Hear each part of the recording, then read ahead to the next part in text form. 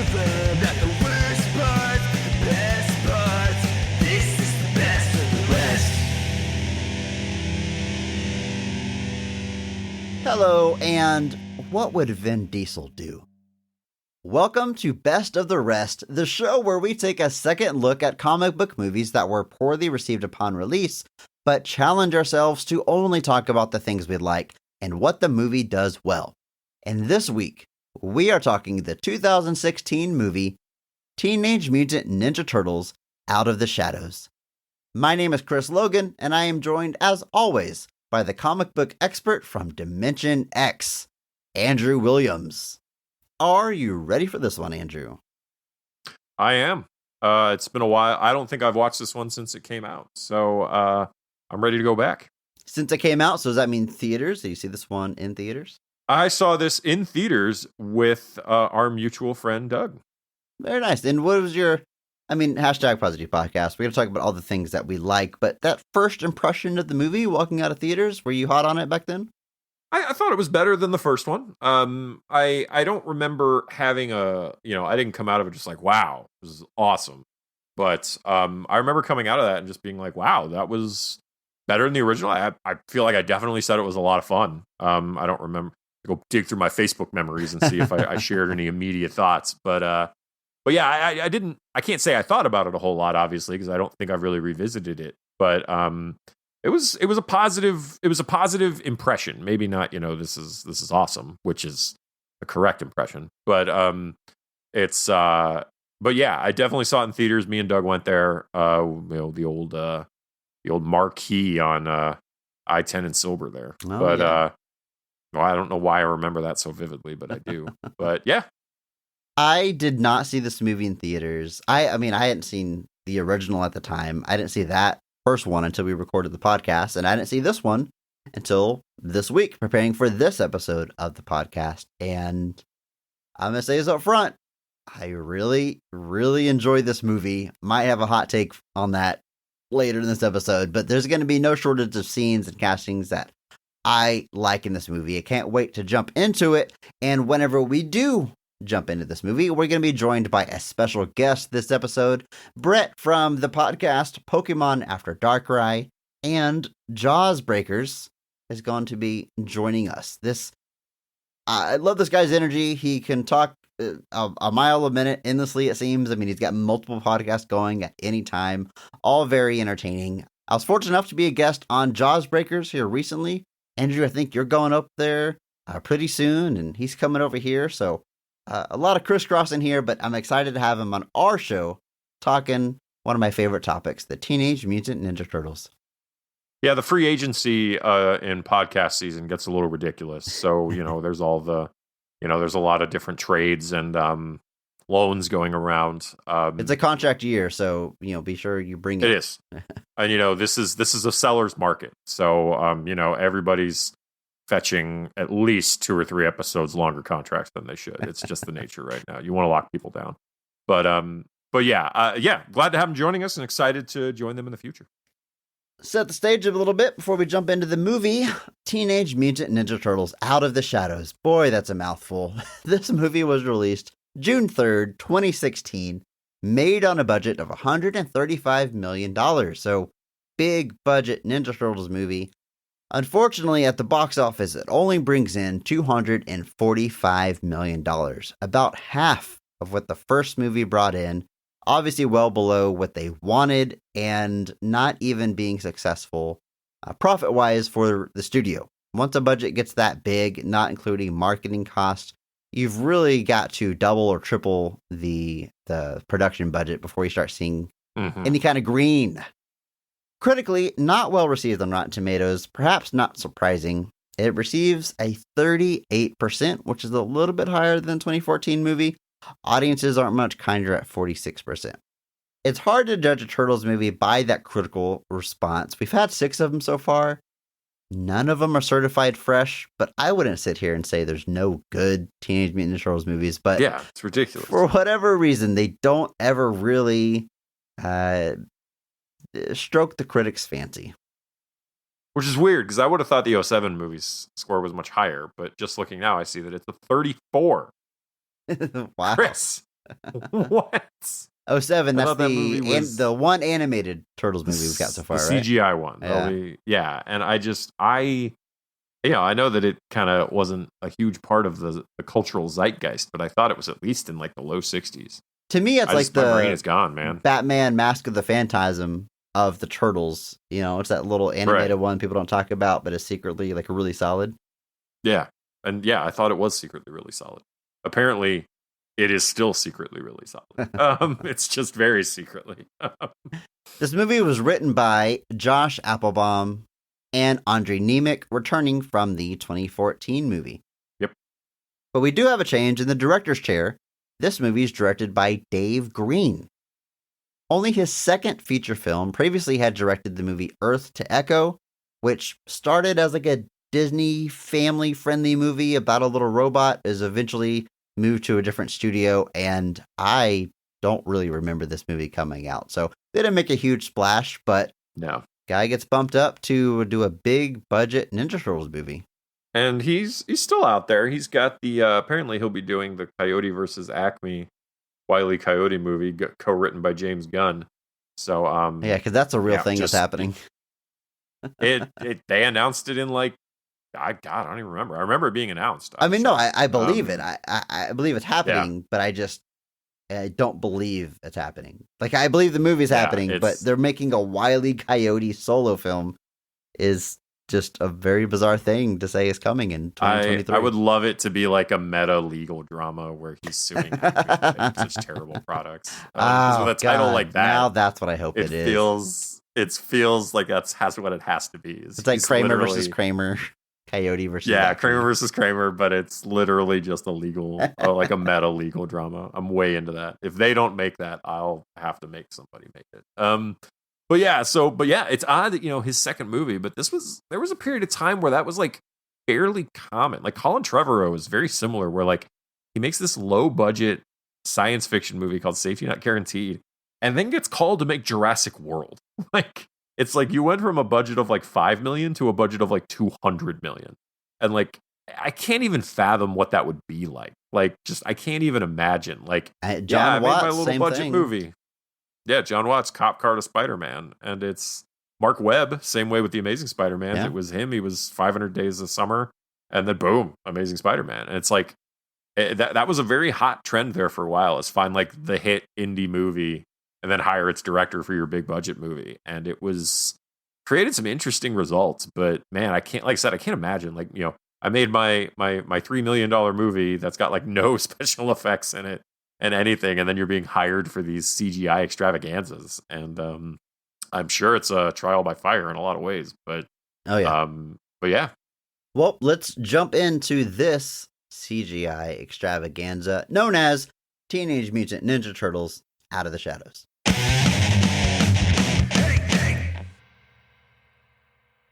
Baxter Stockman is a brilliant scientist with an evil plan to break the villain known as Shredder out of prison with groundbreaking portal technology. During the escape, Shredder is intercepted by Krang, an alien from another dimension that wishes to invade our world. Krang supplies Shredder with advanced resources and technology, allowing Shredder to create the mutant henchman named Bebop and Rocksteady and build the ultimate doomsday device, the Technodrome. The Teenage Mutant Ninja Turtles, along with their usual allies and newcomer Casey Jones, must overcome their differences, learn to work as a team, and stop Shredder's evil plan. The stakes are raised when Krang double-crosses Shredder and enters our world intent on dominating the planet for himself. The whole world is at stake, fellas. The entire world. Entire world. I don't prefer chicken. I prefer turtle soup. Ooh. How many times in all Turtles media, how many times has Shredder made the turtle soup reference? Oh my gosh. If you're including like the 80s, I mean, who can count Comics, that high? 80s cartoon. Stephen Hawking can't count that high. Over 100 individual times of him saying turtle soup? Has to. Have you ever seen that supercut of Megatron from Beast Wars saying yes? It's got to be like that times 3. Yes. Number. Yes. That's a dated that reference dates me hard. You knew exactly love how old Beast I was Wars. when I was watching that. Me too. Well, What a great look, show. the people this show's know about how Beast Wars, right? the people know how old you are now, but they don't know who you are. This is our guest for this episode, Bret of the podcast Pokemon After Dark Right and Jaws Breakers and tons of other work across podcasts. You are an absolute madman. Your energy is boundless. The madman of podcasting. That's what they call you. Bret, welcome to the show. Thanks for joining us. Oh, thanks for having me. I really apologize for kidnapping you for our last Jaws Breaker stream. The judge ordered me to appear on your podcast as part of my community service. But otherwise, now just it's all worth it. Yep. This is actually a very special episode. This is episode number 52. Mm. The reason that's significant is because our podcast releases weekly. So this is our 1-year anniversary. Oh, wow. Whoa. Congrats. Look at I'm that. honored. Totally planned to have you on this episode and to talk about turtles for our But 1-year anniversary. really saving the big guns for the anniversary episode. I get Yeah. it. It's cool, man. For sure. Thanks for joining us. Happy to have you here. Of course, you know, this is a hashtag positivity podcast. We're all about looking for the positives in poorly received movies. We're talking about the Michael Bay. What do we call this franchise? The reboot sequel, the reboot Turtles sequel to the 2014 film. I'm just trying to find a way not to say Teenage Mutant Ninja Turtles Out of the Shadows every single time I reference the name of this movie. TMNT. That's the, TMNT Oots. We'll work on that one. Well, I like it. TMNT Oots. TMNT Oots, that's what we're talking about. Not confusing at all. Specifically, the positives, the high points, the best parts about this movie.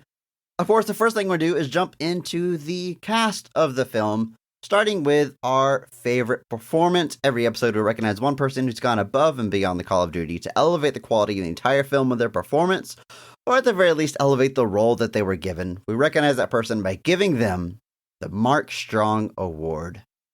Andrew, go ahead and kick us off. Who's your Mark Strong Award winner for TMNT Oops? My Mark Strong winner for TMNT Oops is Alan Ritchson as Raphael.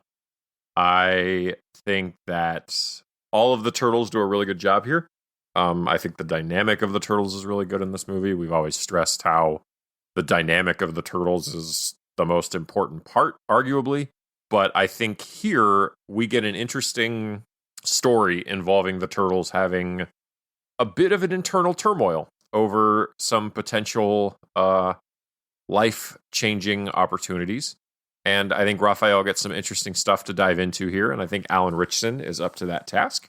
We get to see some vulnerability from the character. We get to see that there are some things that maybe he's not quite as gung-ho. You know, Raphael is meant to be the violent, he's the crude dude, he's the guy that, you know, he's too cool for school.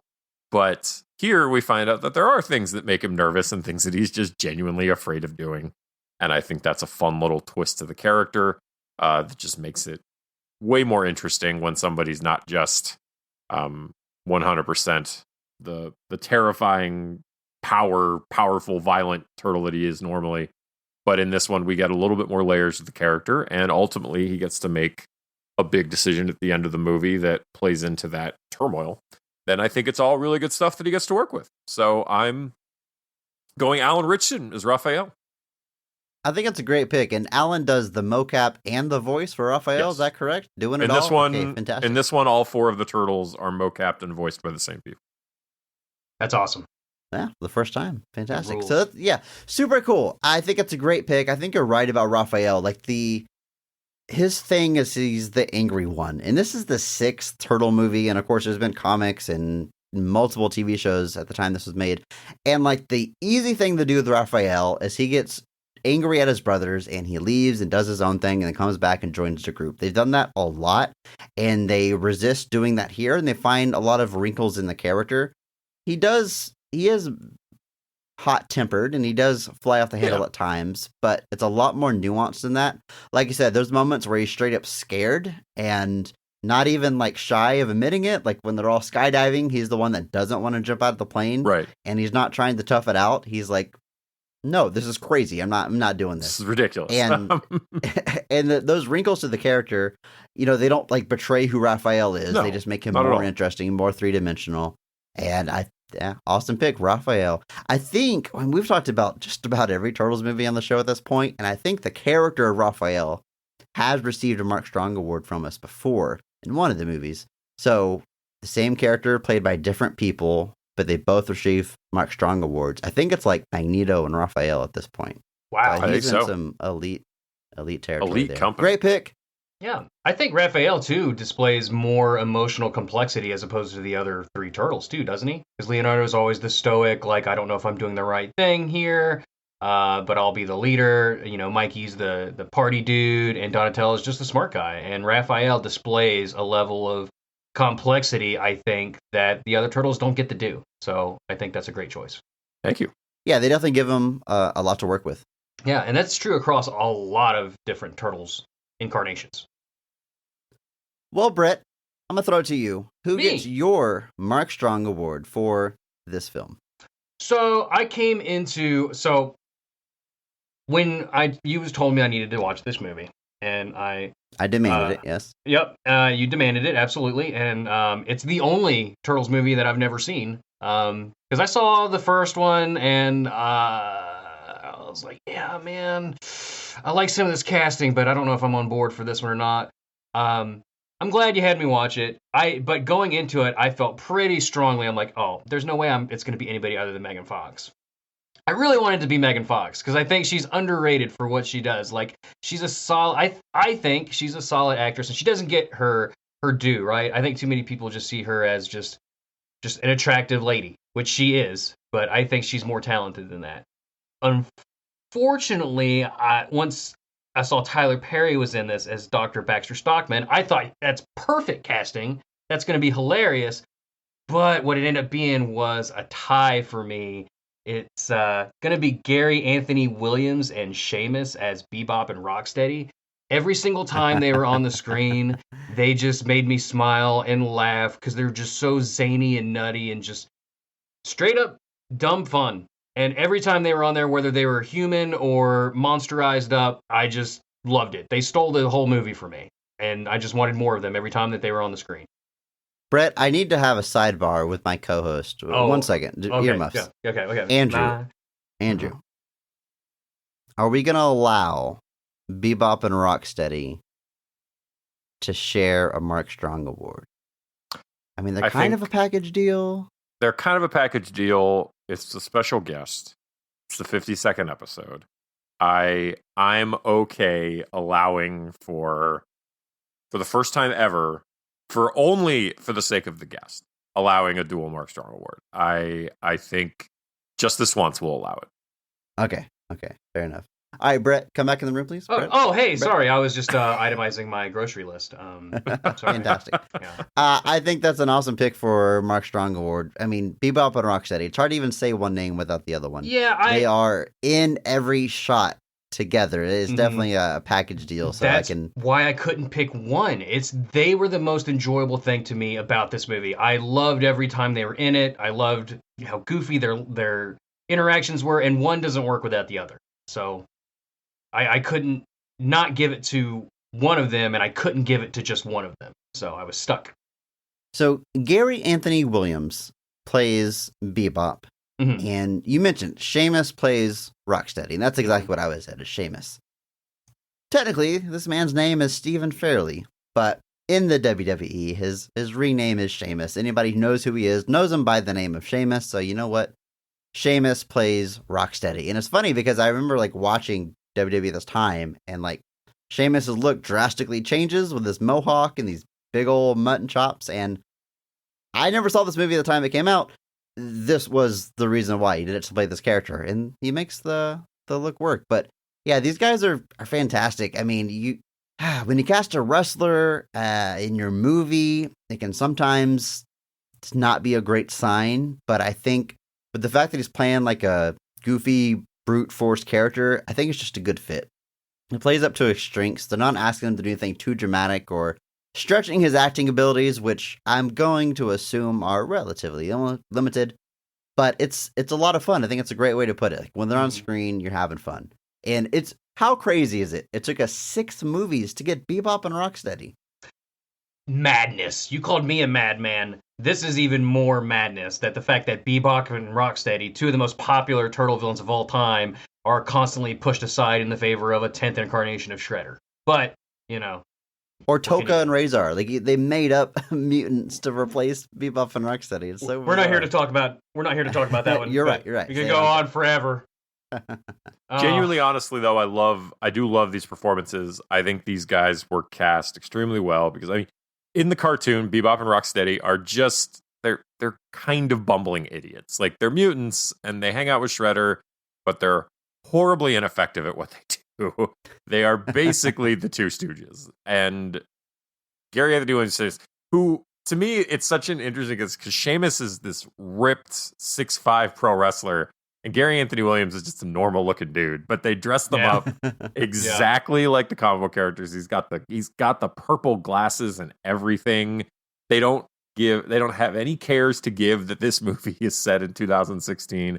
They dress these guys like it's the 80s, and they don't stop for even a second to question it. And I feel like they totally embody that. Whenever you see like an actor in a role and it seems like they're actually having fun doing it, those guys seem like they're having a blast.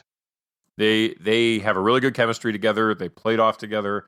I remember I actually saw this the first time. I was like, wow, that might be my favorite relationship in this whole movie. Just because they are endlessly supportive of each other. They're endlessly positive of each other. It doesn't matter what happens. They are always basically just like my man. And I was like, this is great. This is fantastic. And so great choices. And they look awesome. I mean, we've talked about this incarnation of the Turtles before, and it's a bit of a different take. Turtles are really big, and they've done a lot of changes with them. But like, if you look at the 80s cartoon, and you're like, okay, let's adapt these characters, Bebop and Rocksteady, into CG, it's like 1-to-1. It's perfect. Yep. Down to the purple mohawk of Bebop.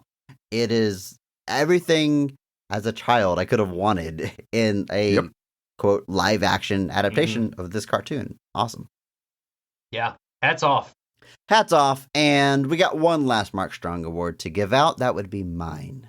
And I'm very happy to say that we're all giving out Mark Strong awards to different people. Oh. Which is pretty cool. My Mark Strong award winner is Tyler Perry as Knew it was coming. Baxter Stockman. I think, and Bret, you said it earlier, kind of in passing, this is perfect casting for like this brilliant, nerdy scientist. I mean, those thick glasses, the thick frame glasses that he has on. He just embodies this so well. And I'm, of course, super familiar with who Tyler Perry is because he's a huge star.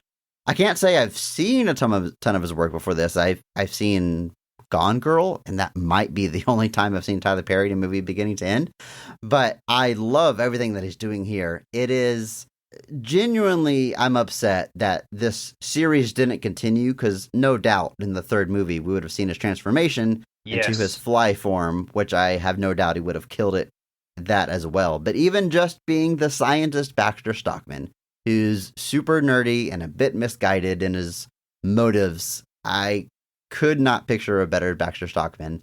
I loved every time he was on screen. I think it's perfect casting. He gets my Mark Strong award. He is elevating the role of Baxter Stockman as high as you possibly could, if you ask me.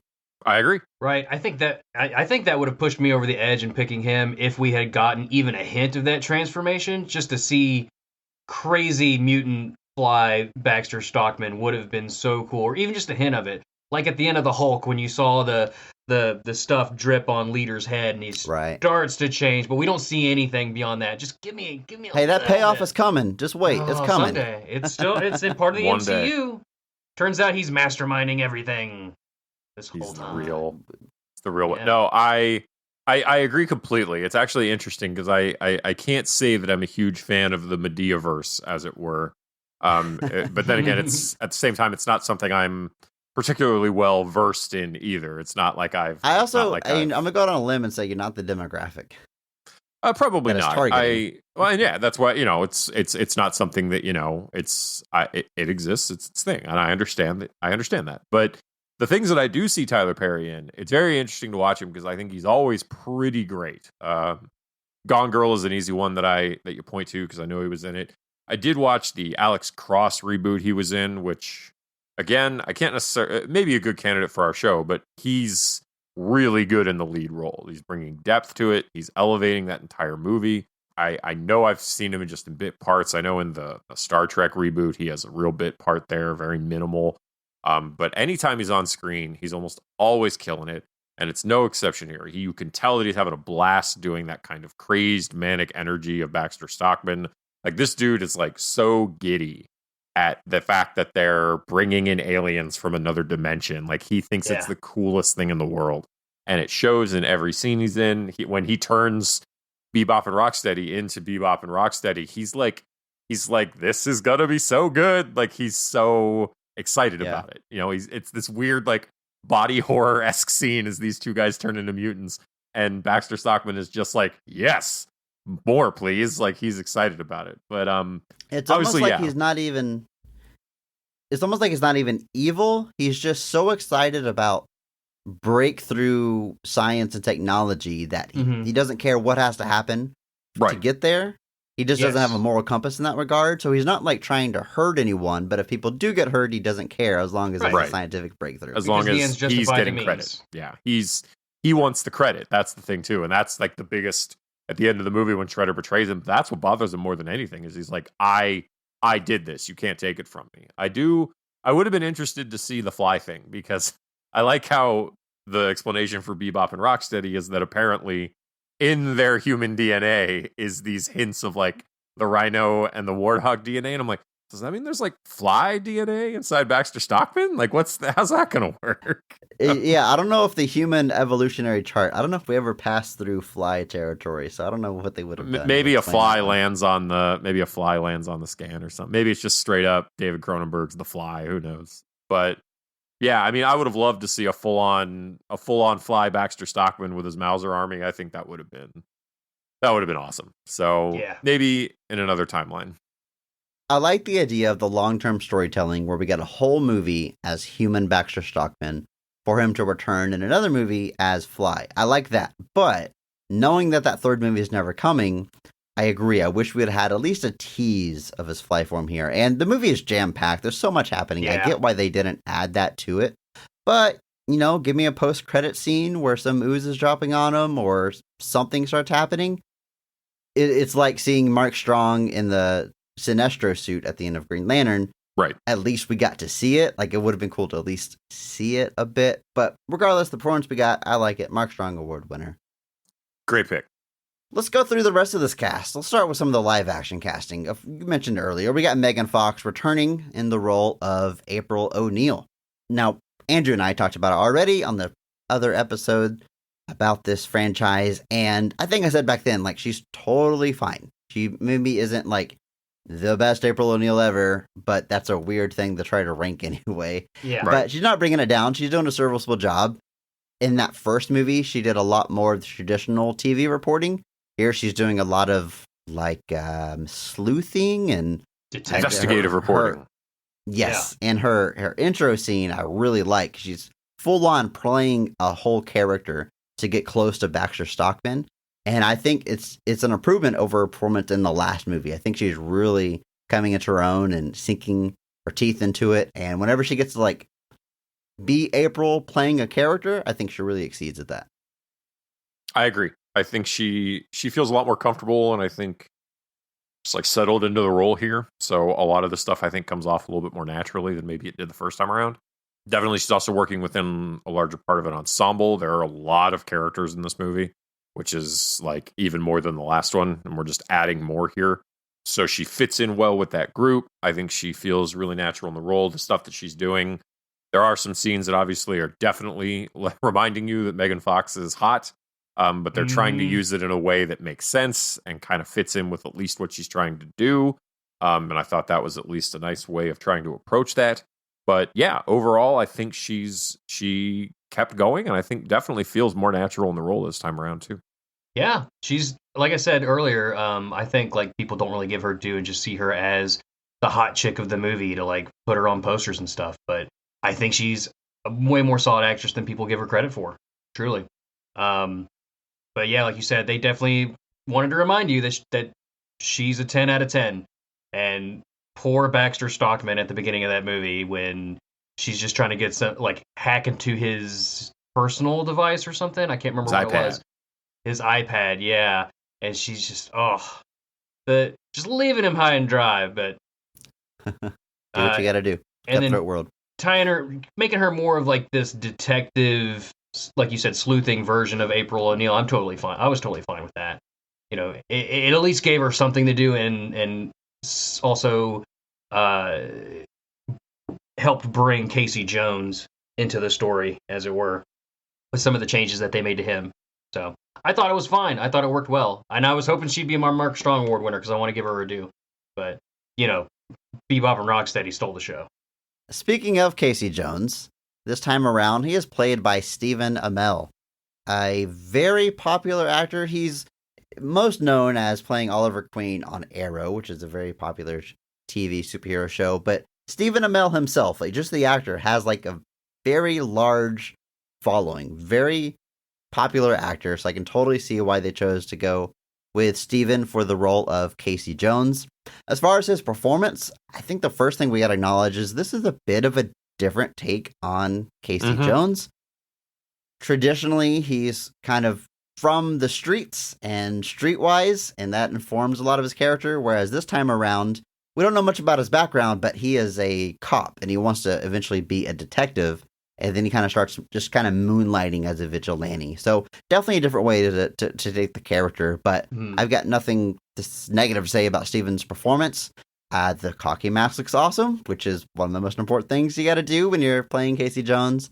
I like that this time around, one thing that I had never seen him do in a movie is use projectiles. He uses hockey pucks a lot. So it's not just about using a bunch of sticks as a melee weapon, but he's just like launching hockey pucks, just taking it to the next level of absurdity. And I like that nice little touch there. I agree. I think, obviously he's one of those actors that just has a huge following. So wherever he goes, he kind of brings some level of attention. I actually saw this man wrestle Christopher Daniels once. That was a thing. It was definitely a thing. And, you know, he definitely has connections to wrestling, and he put in the work there too. Pretty impressive. And now he's got that current wrestling show he's on. But yeah, I was going to say, there's two people in this cast that have had a match at WrestleMania.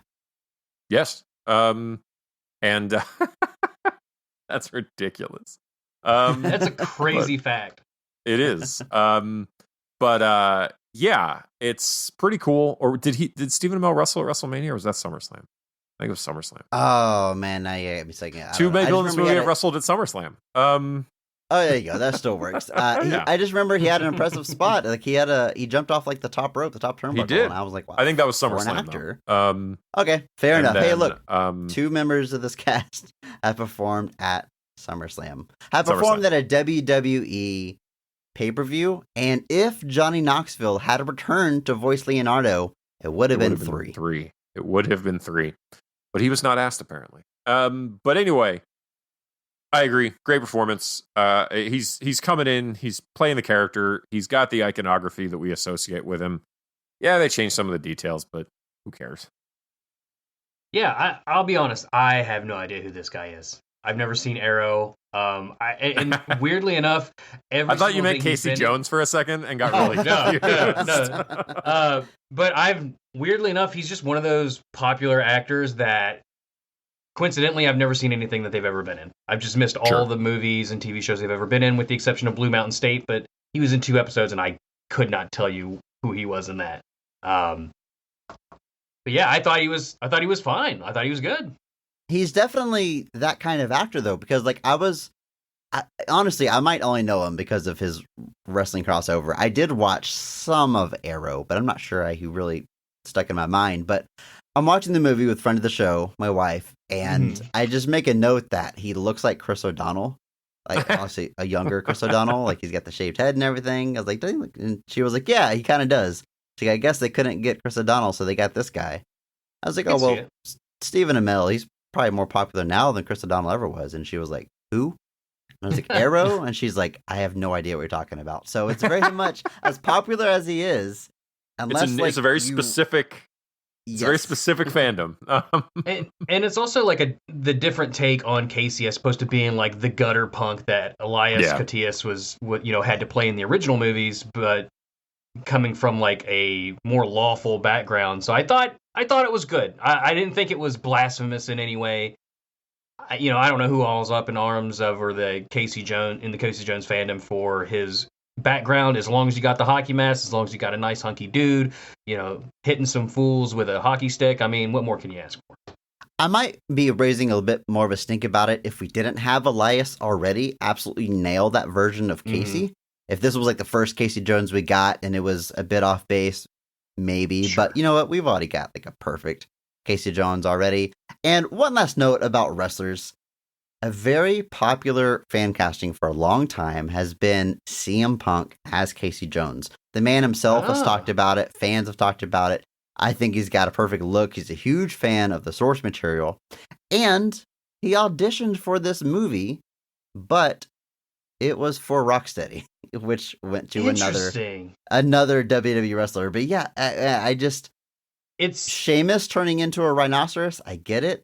CM Punk being a little bit more slimmed down. I just can't see Punk in that role. That's so weird to think about. Like, I genuinely, honestly, I'm like, this is a situation where I'm like, I'm going with Sheamus over CM Punk. Like, I'm genuinely making the choice because I just think Sheamus fits what that character is, or at least, I mean, we saw his performance, so it's easy to say he fits it. But yeah, with Punk, I'm like, I can't see that. That's so weird. But Punk as Casey Jones, I still hope to see one day.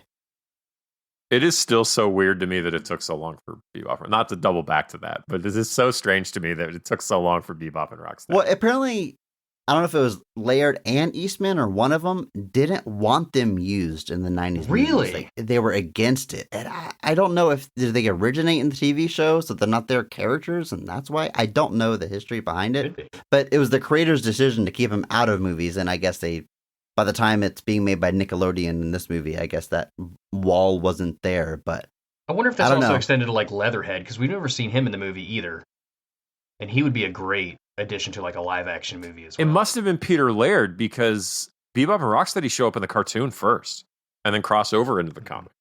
And so, and I don't think Eastman had a whole lot to do with the cartoon, generally speaking. I think that was mostly Peter Laird. So. Maybe it was Eastman saying I had nothing to do with these characters, so I don't want them in these movies. I don't know. It might have something to do with those two kind of patching things up over time as well. Maybe that makes it easier to make things as well. So glad that story ended happily. And now they're doing their last TMNT story. Yeah, is it the last Ronin? The last Ronin is the last. Obviously, they could work together again in the future. There's nothing preventing that. Sure. But this was like the last concept of their time working together. This was like the last thing that they'd never done, so they're finally finishing that. The premise of, not to get too off topic, but the premise for The Last Ronin is awesome. Like, it's very I can't wait to. I haven't read it yet, but I'm really excited to read it. Final issue, last issue coming out soon. Yeah, I got to get that.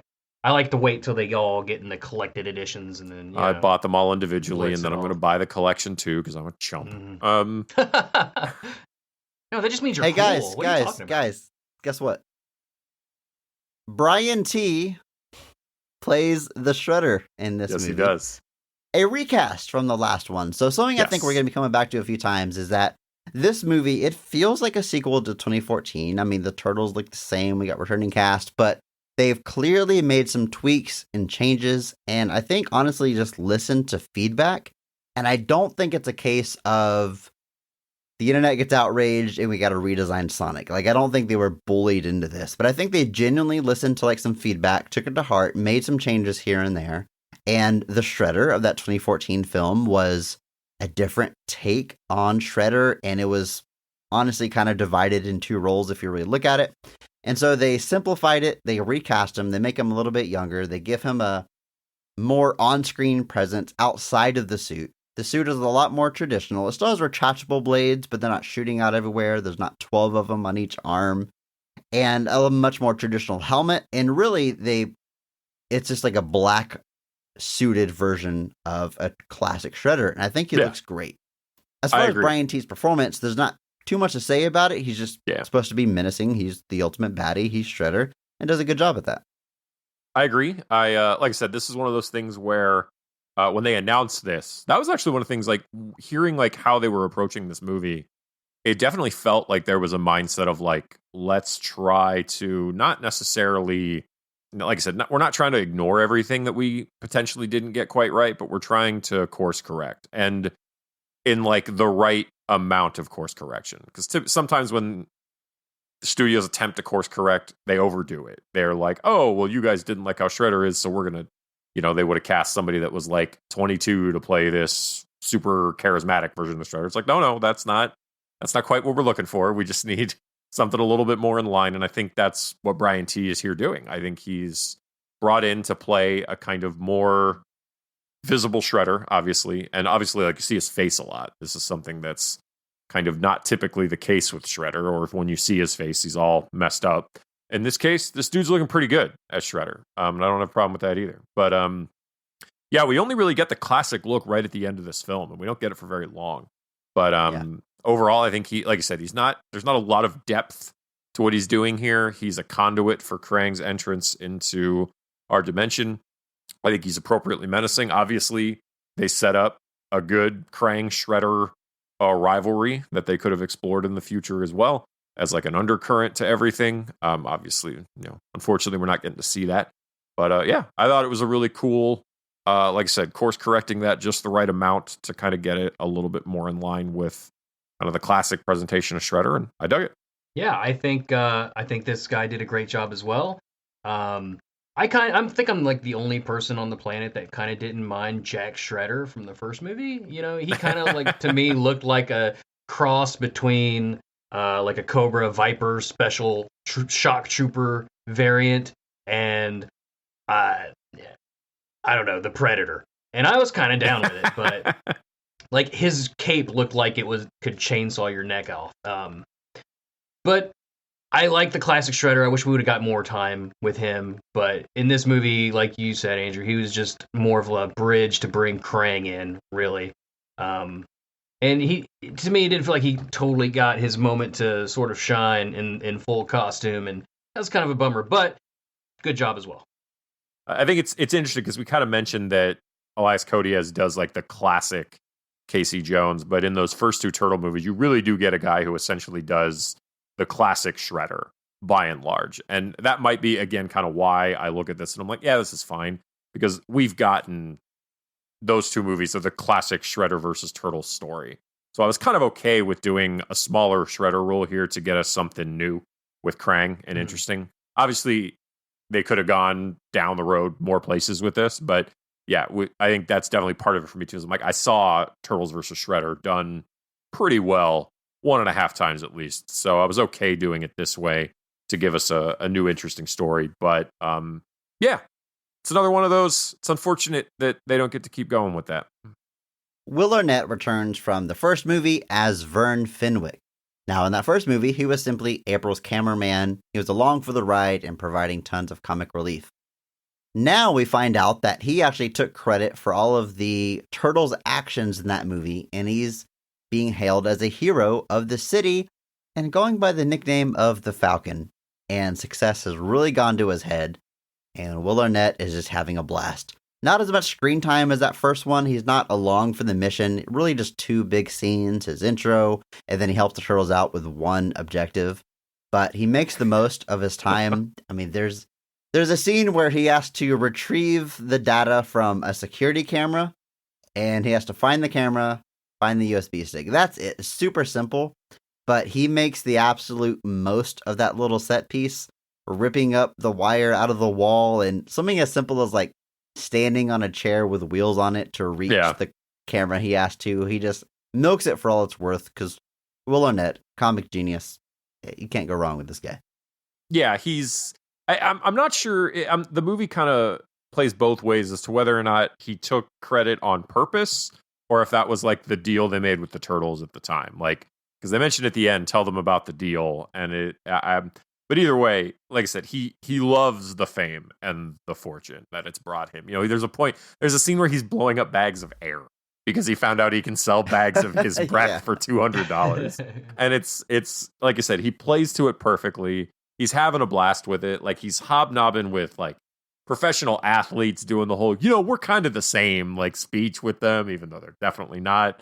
And this is the kind of thing that Will Arnett just excels at this. I mean, he excels at a lot of stuff. But he's really good in this role, kind of a little bit of a toned down Joe Bluth type character, where you've got the kind of absent-mindedness and the kind of aloofness, but not quite as turned up as Arrested Development. But yeah, that scene where he's pulling the wire out of the wall and it goes around the entire room just to come back to where it started. Not only is that painfully accurate, like you said, he makes the most of it and has a good time with it. So he's doing a great job here. I love it. Yeah, he is a comedic genius, like you said earlier. He's funny in everything he's in. My personal favorite being, I think, Let's Go to Prison. But wow. I don't know if I've ever heard somebody put that at the top of the Will Arnett. I haven't thought of that movie since it came out. That movie cracks me up all the time. Like, truly.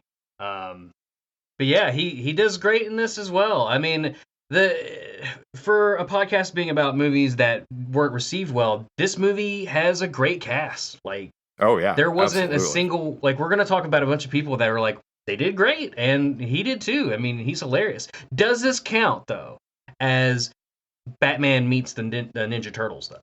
Very good point. The voice of Lego Batman himself. Yeah, that's right. And it's funny, I've talked about Will Arnett's voice already, but like his Batman voice is his voice. Mm-hmm. The man just is always doing a bit of a raspy voice. And I swear, like, he's... I guess it's his natural voice, but it always sounds like he's playing a character. I don't know, maybe the whole world's being duped, but like interviews, every role he's in, he's always got that rasping going on. I don't know if it's a gimmick or not, if it's real or not, but very astute observation. Batman meets the Teenage Mutant Ninja Turtles. A comic that exists. Animated movie that pretty exists. Good animated movie, yeah. Where unfortunately Will Arnett does not voice Batman. Let's run through the rest of this cast. A very large cast. We got to go through all of these voice actors and mocap performers, like Pete Plosek, who plays Leonardo. In the last film, he only did the mocap, but now he's doing the voice as well. As you said earlier, Andrew, Johnny Knoxville wasn't asked to return. My Mark Strong Award winner wasn't even asked to reprise the voice of Leonardo. I don't know if they're trying to keep budget down, or maybe some of that course correcting because people weren't hot on the idea of a jackass playing Leonardo. Yeah. But I don't think it hurts the movie or the performance. I think Pete still does a great job as Leonardo. My personal favorite turtle, although I gotta say he's kind of a jerk in this movie. Yeah, he's got some lines where I'm just like, dude, you're harshing my buzz, bro. Like, man. Yeah, hard agree. They got some some pretty big revelations and like you said, options to them, and he takes it on himself to just make that decision for all of them, which isn't cool. Not cool, bro. But he learns a valuable lesson along the way. And he doesn't even, at least not initially, he's not even sorry about it. Like when they find out, when Raph finds out and Mikey find out, he just doesn't even care, it seems like. Jeremy Howard plays Donatello. And I think I said it on the last movie, this is my favorite voice of Donatello, probably of any adaptation. I think he nails that nerdy voice. You believe he's intelligent. He'll fight if he has to. He's a ninja. But it's a very good Donatello. He was great in the last one. I think he's great in this one. I agree. Donatello's my favorite Ninja Turtle, as we've established in the past. He was the guy that I always liked when I was a kid, and it's maintained that. And I think this is, like you said, such disrespect to Corey Feldman continuing, but I do really like his performance as Donatello. I think it gets a little lost just how good these performances actually are, just because the turtles look different, they play it differently.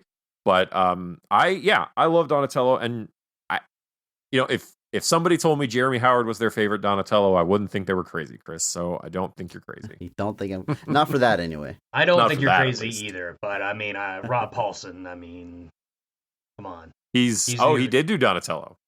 He's not the original Donatello, but he did that. Was it 2016 early 10s, version or whatever? Like Nickelodeon show, which if you haven't watched it, really really good.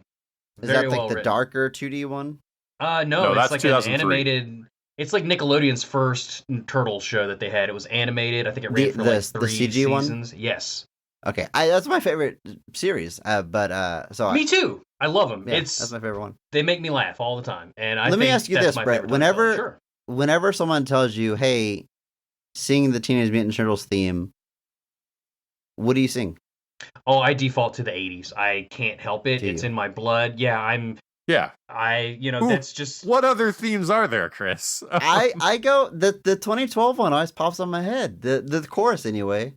Yeah, I mean, Teenage Mutant Ninja Turtles, Teenage Mutant Ninja Turtles. It's a bop. It's good. Yeah. No, keep going. We want to hear it all. Look, no, that's it. That's all you get for free. Okay. The 80s theme is very good. It's undeniable. They use it in this movie. They reference it constantly. It's very good. The lyrics are a bit goofy, somewhat in an 80s charming way, somewhat in a this is kind of dumb way. And I honestly, we've all heard Heroes in a Half Shell our entire life, so we just accept it. But it makes no sense. We can agree that it makes no sense. God. We're doing this again. We're doing this Still again. gonna say it. We're not. I'll leave it at that. I'm just saying, just because it came first doesn't mean it's the best. There's a lot of great Turtles themes out there. I'll leave it at that. Yeah, I think, I never like, said as it was far the best because it came first, Chris. Let's get something straight. I'm saying it's the best because it's the best.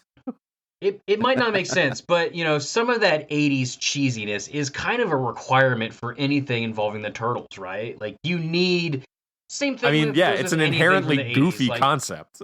Transformers still needs to have some of the same elements that you remember as a kid. Turtles as well. G.I. Joe, like they all need to hit certain marks. And Turtles in the Half Shell, unfortunately, you're kind of stuck with it forever at this point. It's not bad. Look, I'm not a hater of the original theme. It's still a very good theme. I'm not even saying I like the 20... Well, I don't know. I guess I did say I like the 2012 one more. But I'm just saying that is more of an earworm for me at this point when I think of the phrase Teenage Mutant Ninja Turtles. But that's all right. I'm already going to get roasted for this. So let's move on. No. We've got Noel Fisher as Michelangelo returning from the last movie. And another great job. There's not really a bad performance in this whole movie. And there's a little tweak to Michelangelo's character, much like they kind of tweaked Raphael a little bit. And in that first movie, I mean, he's Michelangelo. He's a party dude. He loves pizza. But also, he was a bit horny. I was trying to think of another word, and I couldn't come up with it. But they took that out this go-around. Right. And not only did they take that out, but they added this aspect where he really wants to be able to just be himself in public and blend in. All the Turtles yearn for that in one way or another, but it really hits Mikey and it really affects him emotionally more than the other Turtles. He's got a point early in the movie where he gets to go out on the streets during a Halloween parade because he can fit right in. Everybody assumes he's in a costume. We get a fun cameo from Bumblebee because, Michael Bay producing the movie. But my notes. I love that cameo. I like the little tweak to Michelangelo. I think he was good before. I think he's great now. The sexual stuff didn't land for me, but they took it out, and I think he's all the better for it. Yeah, he wants that human experience. He really wants to walk like you, talk like you, ooh. Like he absolutely is just a college dude that just wants the college experience, but can't have it in this movie. Totally. Yeah, and that's something that they've used that with Michelangelo in various ways over the years, but just that idea that one of the things that he wants more than anything is the acceptance of others. Like he just wants to love other people and also be loved, and he feels so isolated being the way that he is. And there's a really great line from the IDW comics where the other Turtles are kind of like they're talking to Splinter and they're kind of razzing on him about how emotional he gets, and Splinter is like, this isn't a weakness. Like, this is what Michelangelo is, and this is part of who he is as a person. And it's not bad. It's important. And this movie kind of taps into that a little bit with just that idea that he's so desperate to just be a part of society. To not even necessarily be human, but as much as just being able to exist in the same world without having to watch basketball games in the Jumbotron and having to always go out at night and, hide around from everything. And you could say that he wants to come out of the shadows. You could. You could. We're not going to say that. I literally thought you were about to say out of his shell, and I was like, I did too. and I was like, oh, you're going with the title, not the title of their 80s arena tour. I had that tape on repeat. I got it. It's on iTunes, man. I listen to it all the time. Coming Pizza Power. But yeah, man. But yeah, great performance. I love it. There's an emotional sensitivity. Like, they put it in his eyes in the animation of this. Like, you see it. Like 100%. In this movie intros all the Turtles as if it's not a sequel, as if maybe you've never seen a Turtles movie before. And I like that. You could just jump right into this movie. So they give him these title cards, like Leonardo's the leader, Raphael's the muscle, Donnie's the brains, and then it introduces Mikey last, and it says pizza lover, which is it's obviously just a joke. But if you really think about it, it's like, well, what do they bring like to the ninja side, to the combat? I understand leader, muscle, and brains, but what does Mikey bring that's unique? And the answer is he's the heart of the team. He's the emotional core of the team, and that does matter. That is important. On the surface, he's obviously the comedic relief, but also, he's the emotional core, reminding them all of what's important and that empathy and sympathy and these things actually matter. I agree. It's very good. Tony Shalhoub returns to voice Splinter. He doesn't do the mocap in either movie, although the mocap was replaced. There's Danny Woodburn in the first one, and now it is Peter Badalamenti in this one. Not sure why the change in mocap, but we got the same voice. Danny Woodburn wasn't super jazzed about not getting to do the voice for Splinter, I think, the first time around. And I don't... It sounded like there was something where he expected... he did the mocap with the understanding he was going to do the voice, and then they didn't have him do the voice. So I think a few bridges may have gotten a little burned there. But Tony's great. I mean, I don't hear Tony Shalhoub, which I guess is a good thing. That means he's doing a good job as a voice actor. And not a lot of lines in this movie, and not really much to go off of. But he was good in the first one. He's good in this one. Got nothing bad to say about. Yeah, Tony. Splinter is I love Tony definitely Shalhoub as an actor, but Splinter is definitely like in the back of this movie. There's not a lot going on with him here. He's got literally just a few key scenes. He's not really part of any major action sequences like he was the first time around. Like, there's no showdown with Shredder or anything. He's not even a part of the final climax. He gets, I think, anytime the Turtles are at their lair, he's got some lines, but really it's pretty limited. So could imagine that Tony Shalhoub was like, yes, I'll take a bag of money for this. Please. Thank you. Hey, all the checks cash the same, right? Yep. But yeah, just like the first movie, I thought he was fine. And like you said, a diminished role in this one, but it's fine because there's so many characters. I kind of wish we got a little bit more of that, so, like, in the original movies, Splinter, we get that fatherly disciplinarian where you get to see the punishments are things that teach them ninja skills, like they have to do 100 backflips. Like, I wish we would have got a little bit more of that, but, good job otherwise. Last but not least, we have the one and only Brad Garrett as Krang. And I've got a lot to say about this because going in this movie, starting this movie, I did not know Krang was in it. Maybe I heard it up on a point. I don't think he was in the trailers. If he was, I totally forgot. But I was totally shocked when full-on goofy-ass Krang is in this live-action CG movie. I was elated because I don't want to like beat up that first movie. We did a whole episode on it. There's stuff to like there. But I feel like in some ways, it didn't try to make a realistic Turtles, but it definitely shied away from some of the comic booky or absurdity or goofy stuff and tried to make things a lot more grounded in a lot of ways. Mm-hmm. In this movie, it's the complete opposite. They totally embrace they embrace everything with Bebop and Rocksteady and freaking Krang. And even though he doesn't have a ton of screen time, it's 2 big scenes, his presence is known throughout the entire movie. And they don't make like a serious version of Krang. He is as goofy as ever. He's still a big brain in the stomach of a giant robot that's controlling him, or he's controlling it. And his very first scene, like, the robot has to like smush him back into the stomach and like his eyeballs popping out as he's pushing him in. Like it's weird. So It's gross. weird Krang. And grotesque. Brad Garrett's yeah. perfect. They originally is me Fred Armisen, and I can totally see that, especially with like the 80s version of Krang, which is much more high pitched and weird. And Brad Garrett is good. that like deeper voice, but it's still Raymond. still absurd. It was great. Yeah. Yeah, I I wish they would have worked in him complaining about Ray Romano at some point. Yeah, but it'd maybe be that great. would- That'd be great if he like saw like It's the just a only TV. show they get in Dimension X is reruns of Everybody Loves Raymond. Yeah, he's like looking at his screen and Raymond's on. He goes, "Man, I hate this show." yeah.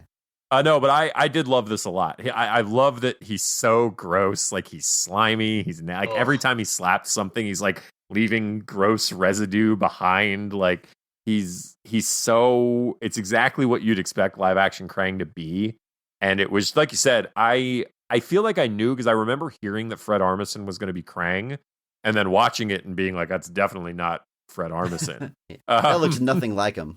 It doesn't look anything like Fred Armisen. That looks like I don't know what that looks like, but Brad Garrett does a great Krang voice. Like you said, this is full on like this is just absurdity. This is the 80s cartoon live action from every aspect of it. It's great. I loved it. It's fantastic.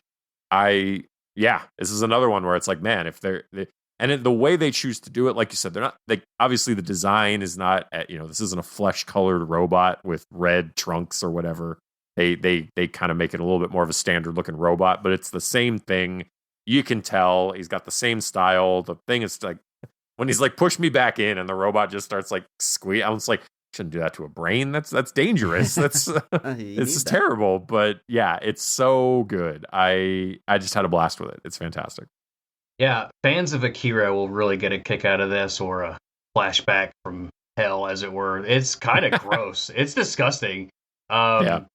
Just the mucus and the squelching and they really, really, really went for it in terms of just making Krang gross. And kudos for them. And Brad Garrett, awesome voice. I thought the voice pairing with that character was satisfying. I wouldn't have, if you'd have told me ahead of time that guy was voicing that character, I'd be like, oh, that sounds weird, but it works. It's fine. Yeah. And the robot was cool. I thought all the CGI in this was, it's very like cartoony and goofy, but I thought it was cool. I thought it looked awesome. I wrote in my notes here, Krang looks awesome. So he does indeed look awesome. Yeah, he does. I don't think they ever say Dimension X in the movie, do they? I don't think so. I think they just say Dimension. Krang is from Dimension X, but here's what I think is funny about that is he comes to our planet and he's like, I'm from Dimension X. How do you know that? Guys, what dimension are we in? If we went to another dimension, where would we say we're from? I would pick Dimension X pretty quick because that sounds the coolest. So you think he just named his dimension? Yeah. Dimension He's X? just like, I'm from Dimension X. What are you going to do about it? He's just throwing darts at a dartboard. I got dibs, man. I called it Dimension X first. Yeah. Not Dimension A or Dimension 1. I would say I'm from Dimension Best of the Rest because I'm always promoting, even in other dimensions. I'd say Earth 1218. Is that good? Is that a solid reference that anybody would get? 1218? I don't get it.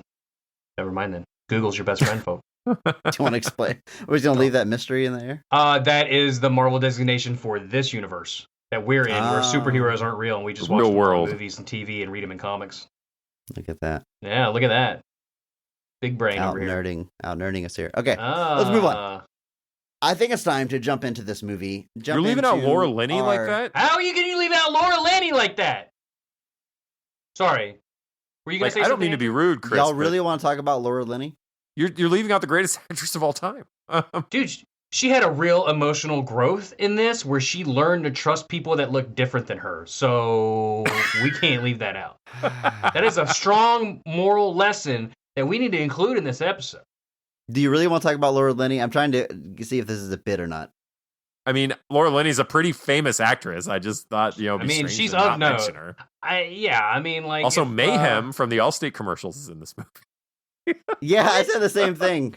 Where was he in this? He's the bartender.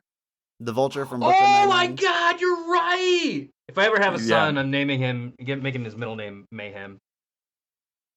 Mayhem is my middle name. No, seriously, legally. Look here. No, legally, yeah. And then when he causes chaos, he say, Mayhem, just like me. Guys, editing that segment is going to be a nightmare, so hang on. Well, fellas, I think it's time to jump into the scenes of this movie. Specifically, our favorite scenes, the best scenes of the film. And you know what we're going to do. We're start at the high point with our favorite scene of the movie. Andrew, go ahead and kick us off. When is Teenage Mutant Ninja Turtles out of the shadows, firing on all cylinders? What is your favorite scene in the movie? My favorite scene in Samantha Newts, if I'm trying to narrow it down to one specific moment, I gotta go with it's the plane heist / river rapids sequence. Just like in the first film, I think my favorite sequence was, or I think we mentioned it, the avalanche sequence. This is a scene with the same kind of energy, starting off very similarly. So the Turtles have followed Bebop and Rocksteady to Brazil, where they are finding the last piece of this portal generator that will allow Krang to bring the Technodrome into our world, which is a statement that I just said out loud. And so they follow him down there. They're on their own plane. And so this is where we get the skydiving sequence where Donnie is the first one to just like fearlessly jump out of the plane, which I thought was awesome. Where Donatello's the one that's like, oh yeah, I can do this, and just jumped out the plane with no parachute. And I was like that's some big turtle energy right there. I dig it. And yeah, full shell. And full shell. No half shells here, folks. That's right. But he and then the other two follow. And this is the one where Raphael's just like, wait, what? No, stop. We're not doing this. And I thought that was really that's a great moment of Ripple and Raphael. Obviously, then we get the big fight on the plane where these guys blow up the plane. And I love that, Rocksteady like shoots the front of the plane off, and he's just like, oh, that's my bad. I overdid that. That's my mistake. And so we have this whole sequence where they're fighting in the plane as it's crashing. And then we have this whole sequence on the river rapids, and it's all just the Ninja Turtles versus Bebop and Rocksteady trying to keep control, doing keep away with this last piece of Krang's thing. And it's just all chaotic mayhem with the Turtles fighting Bebop and Rocksteady. And I loved it. One of them's in a tank the whole time. They're jumping all around. They finally eventually go over the rapids. So they all do the thing where they like tuck inside their shells so that they don't get hurt. Because that's apparently how that works. But I love this. It's just, like I said, it's just chaotic mayhem. And I had a blast watching it. It's a great scene, a very extended set piece, and it's definitely designed to be like not the climax, obviously, but the high point of the action scenes, and the marketing's based around it. The poster for the movie is them in the river. So yeah, starting in a plane and ending up in a river and going down a waterfall is a hell of an action set piece, and totally works. Raphael getting scared in the plane is a great beginning. I like how he overcomes it with the line I used to kick off the show. What would Vin Diesel do? Which I find myself asking that same thing very often. Don't we all ask that? And he's even telling himself, like... You cash the check and you do the voice for whatever stupid thing you're hired to do. He's saying, concentrate, no fear, and then as soon as he jumps out, it's, I regret this. Fear sucks. There's some fun... like on the airplane, because they jump from the airplane to get onto the airplane where Bebop and Rocksteady are, get to the cargo area, and then Rocksteady gets behind like a gun turret and just goes nuts and shoots the front of the plane off that they are in to like bring it down, which is just so wild. And I love that he doesn't kill the pilot or co-pilot. They don't do like the keep alive groan thing, but they almost do. They're just sitting there with no roof on the plane. Yeah, and they just eject, and you see parachutes, and you just assume that they're fine. I definitely thought of the keep alive groan in that moment. I was like, oh, we're showing for sure that neither one of those pilots died. Yep. Even the Foot Clan, when they get kicked off, they have little shoots come out. So yeah, everyone's they were fine, folks. Everyone's fine, folks. Nobody died here. But yeah, I love this sequence. Like again, you get the kind of bromance between Bebop and Rocksteady, where they're always on each other's sides, no matter what. Like I said, I do love that sequence. It's actually it's on the tank, I think, and Seamus just, like I said, he shoots off the front of the plane. Right. And he's just like, my bad. Like, I got a little carried away. yeah, like, well, oh, that's on me. My bad, folks. And then obviously like I said, they land in the tank, like in the river. They're still in the tank shooting at the turtles. And it's like I said, it's a long set piece. It's very chaotic, but I love it. I think it's great. It's just pure, again, we're talking just 80s cartoon type mayhem, Bebop and Rocksteady versus the Ninja Turtles. And it's great. I had a blast with it. Yeah. Chaos is my daughter's middle name, by the way. Your poor children. Mm-hmm. Mayhem and chaos. It reminds me of, in a good way, like the old video games. Like I could see a boss fight where you fight Bebop and Rocksteady in a tank or in a river with these set pieces. Like that's what it feels like. Again, that usually seems like an insult compared to a video game, but I would very much like to play this game. Yes. I think it's very accurate. Bret, how about you, sir? What is your favorite scene in TMNT? TMNT. Okay, so get this.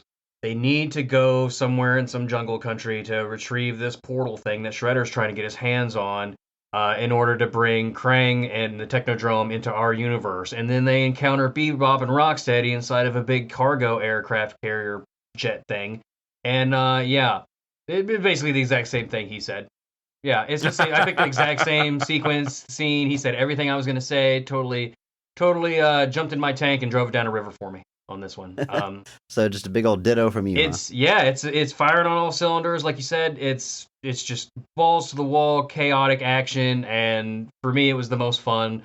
I love the banter between the Turtles and Bebop and Rocksteady in their first meeting. I mean, that's in the trailer, right? Oh, you're bringing the Mohawk back. Oh, you got jokes just as they're getting ready to square off for the first time. Yep. And again, Bebop and Rocksteady, they just steal the movie for me. They just make me so happy whenever they're not just the muscle. They're also just more comedic relief every time they're on there.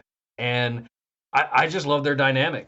The more Bebop and Rocksteady is on the screen, the happier I was, I found. So that's, they were my Mark Strong Award winners. Direct correlation. And they are in my favorite scenes of the movie. So there you go.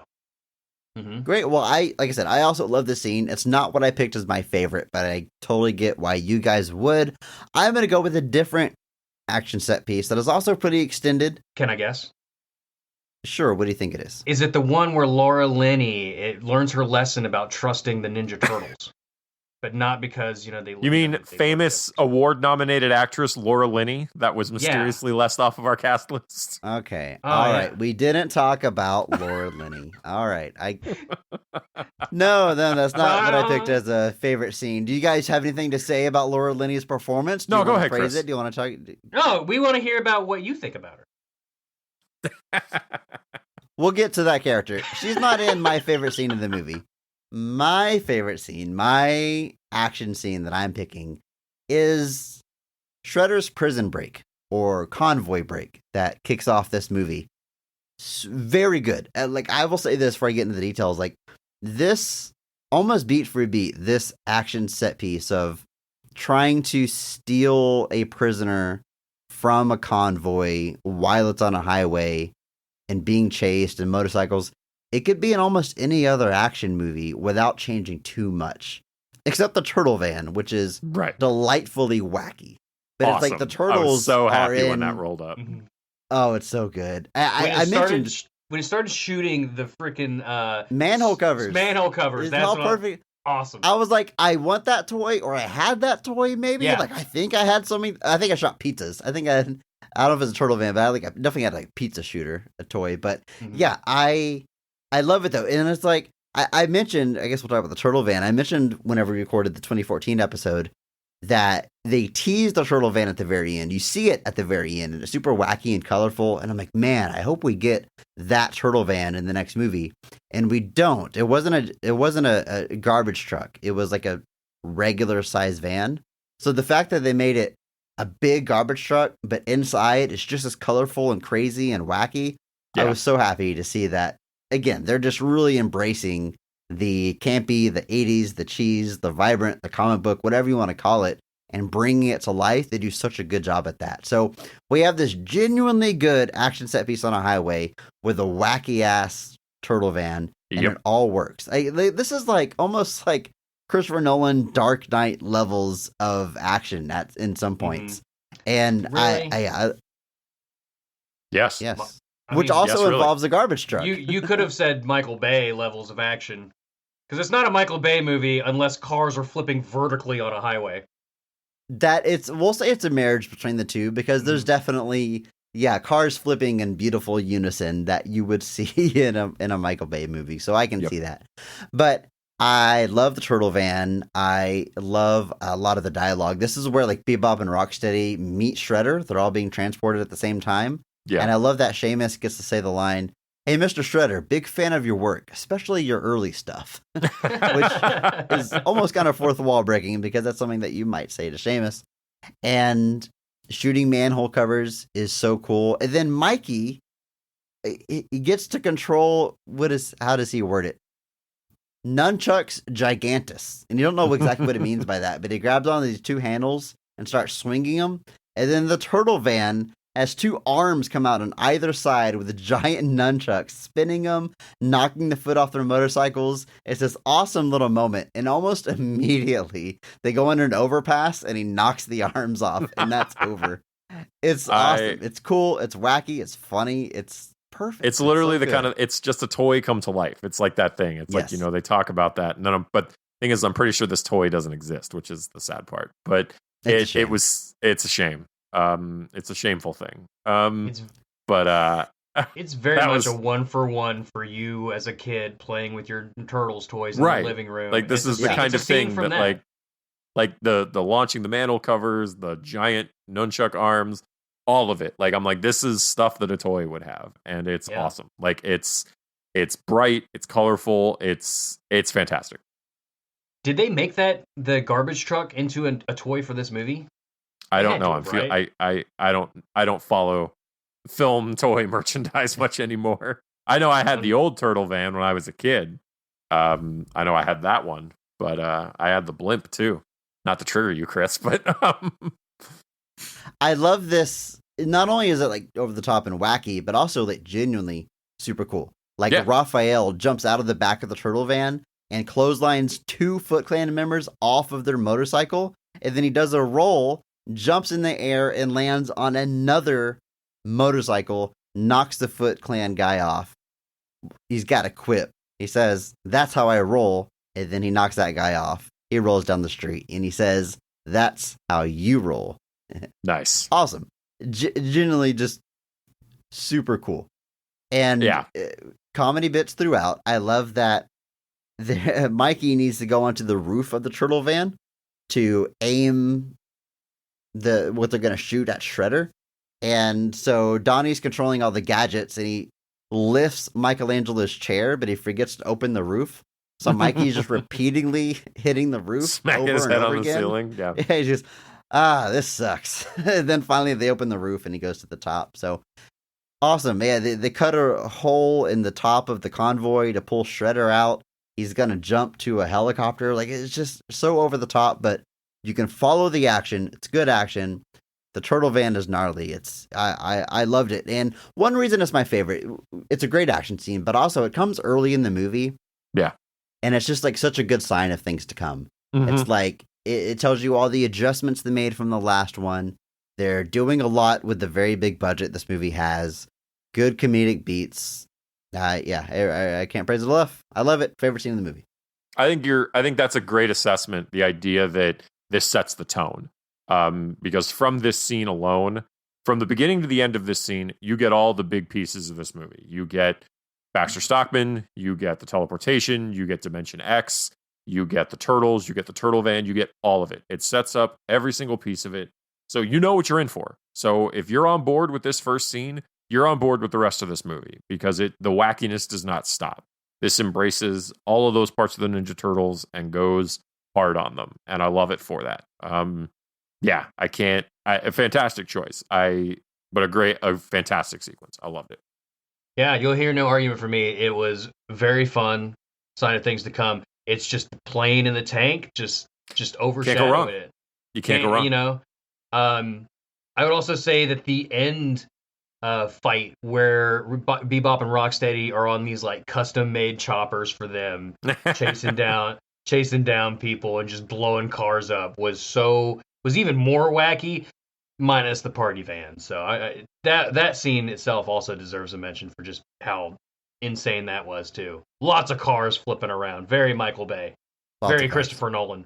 I love that. I love that they also got like Bebop and Rock because like those weren't just there. They had to so Bebop and Rocksteady had to get themselves motorcycles that fit their new statures and just the idea that they had them. And I do love that scene too. It ultimately results in their defeat, but even in defeat, these guys are still bros. They My man. my man, and then they move on. And I'm very glad that the prison decided to save money and transport Bebop and Rocksteady in the same one as famous criminal Shredder, you know, or else we might not have gotten them in this movie. So, hats off to the budget committee at the prison for that. It's like transporting like Hannibal Lecter, and there's also like a guy who knocked over a 7-Eleven. Because they never say what Bebop and Rocksteady do, other than they assume that they're like career criminals, right? Yeah, yeah. And when they're drinking at the bar, and not just that. They're friends and they transport them together. Like they've kept them together, even like they're best friends. So they're like, well, we can't just separate you guys. That would be mean. Yeah. They share a Mark Strong award. Right. Yeah. And when they're at the bar, they mention that they're just kind of like underlings. Like maybe we should be the boss this time, right? So we'll start our own foot, work our way up to our own leg. Yeah, exactly. Oh, man, those guys were all great. These puns. So good. Good stuff. I like Casey Jones' intro. I mentioned already. I like that he shoots hockey pucks. I thought it's a cool new thing to do with a character that we hadn't seen in a movie before. It's a good fight in the alley, and he saves April O'Neil. And then the Turtles get there, and they have a lot of fun because, I don't know, you don't think twice when you see the Ninja Turtles. Like, yeah, it's the Ninja Turtles. But every now and then you're reminded that this isn't normal. Yeah. And so when Casey sees them, he assumes they're aliens, which is probably, poking fun a little bit about the possible direction that first movie was going to go. But I love that Mikey just leans into it. He's like, yeah, we were sent by the supreme leaders to eat delicious humans and dip them in ranch dressing, which is my preferred dip, by the way. Oh, you're a ranch dressing pizza man. in ranch dressing? I'm a ranch dressing guy. I do. Do you all dip my pizza in 99 types of cheese. No. I mean, that's fair too, but out. But cheese isn't a dipping sauce unless it's queso. But do y'all like pineapple on your pizza?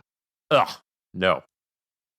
I will say this. Listen, I personally, no, I don't want a pineapple on my pizza, but I will not judge someone for putting a pineapple on their pizza. Put any topping on pizza. For not yucking but my definitely put a topping on pizza and don't just leave it at cheese because that's a cheese is a topping to add. For the love of Christ, cheese is a foundation to add more delicious toppings on top of. Although now that I said queso, I kind of want to put queso on a pizza. Queso is cheese. I can see dipping the crust in a queso. Hey. If you guys ever do like a Patreon or something, we could have goals for like Teenage Mutant Ninja Turtle stylized pizzas where we just throw all kinds of garbage on it and eat it. I do have a Ninja Turtles cookbook. Hey, I'm not even joking. Like gummy worms on a cheese pizza mixed with, I don't know, cocoa powder or something. That'd be wacky. Let's eat that. Why not? That would be awful. Let's do it. That's the point. By the way, we'll circle back around to that when the Patreon's toy. up and running. They do have the Party Van toy, and it can be yours for around $40-ish on eBay. Complete with the Mikey giant nunchucks. And it's got the nunchucks? And the manhole cover shooter. That's cool. It is cool. That's pretty sweet. Kind of want it, not going to lie. Another thing that is easy to forget about is, again, seeing a Ninja Turtle would be pretty alarming. But also, we're so used to their names, Donatello, Raphael, that when Casey first hears them, he refers to them as the most pretentious names ever. Which they totally are. Like, just 4 dudes, but they have names like Donatello, Leonardo, Raphael. You know their names, but right. Yeah, someone insisting that they go by Michelangelo, I guess this day and age, is a bit... I could see that as being a bit pretentious. I thought that was pretty funny. I liked April's beat, though, where she's like, I named them. And Casey has the backup of like, no. Good names. That's what they're great. And I like it later where the police are like commemorating them in the dark at night with only police officers around, where she's just like, where Laura Linney, the greatest actress of all time, Mhm. is awarding the We all Ninja know. Turtles their She's in kind this of movie? Laura Linney is in Oh this my movie, believe it or gosh. not. Wow. But I love that she says all their names and then she kind of looks at them and she's like, last name? Like anything? And they're like, not so much. Also, I've never thought of that. I've never Yeah. thought about them having a last name. Would it just be O'Neill at this point? If she named him. I think it'd be Mario. I think it's Michelangelo Mario, Leonardo Mario, Donatello Mario, Raphael Mario, Oh, and no. yeah. They would probably pick their favorite pizza or something. What a needlessly complicated explanation that movie gave to calling them the Super Mario Brothers. Last name is Mario. Michelangelo Domino. Michelangelo Domino. Their last names are pizza places. Yeah, Yeah, Leonardo Pizza. Leonardo Donatello Hut. Papa John's. Oh, don't name him Papa. that. Don't name my boy after Papa John's. That's terrible. I'd rather he be Donatello DiGiorno rather than Donatello Ooh, Papa hey. John's. Oh, Raphael Tombstone. Yes, I was about to say Yeah. Raphael Tombstone. That's perfect. You beat me to it. Yes. Donatello DiGiorno somehow makes it more pretentious. Like that. Yeah, that's pretty good. But if any of them got a pretentious name, it's the genius Donatello. It would be the smart one, yes. What would Splinter's last name be? Because when he in his human origins, he does have a human name, but in this one, he doesn't have a human origin, does he? I can't remember from the first one. Splinter never typically has a human. Well, I guess it depends. No, He in the cartoon, doesn't- he's a human, isn't he? In the live-action movie, he was. Oh no, he wasn't. Was No, he? in the live-action movie, he's a rat that just watches He was- somebody else do martial arts. And You're learns right, from but it. there is a yeah. continuity where him and Shredder are rivals who love the same woman, his the wife. cartoon, he was a human. And and then Shredder The 80s killed cartoon. his wife, and he eventually got turned into a yeah, rat. in the original live-action movies, that's yeah, Splinter's owner essentially. He's the one that has the wife that Splinter he does all that. right. So, and then he scratches Splinter's face, which starts their decades-long rivalry. Um, I would imagine in a version where he was a human and had a human name, he would be like first name Splinter in quotes, last name like Dwayne the Rock Johnson. He would be first name Splinter, last name. I believe it. Well, that was a fun tangent, guys. Can I ask a question? Now, I'm assuming you two know somewhat how tanks work. Usually there's like a gunner inside shooting and someone else driving. Yes. So keep in mind, a rhinoceros can fit inside this tank, but he's also shooting it. So is there like someone inside the tank shooting it while he's driving it from the cockpit, poking his big rhinoceros? No, see, that would be impossible. And honestly, that's the most unrealistic thing in this entire film. Yeah, Really, that's well, what breaks actually, it.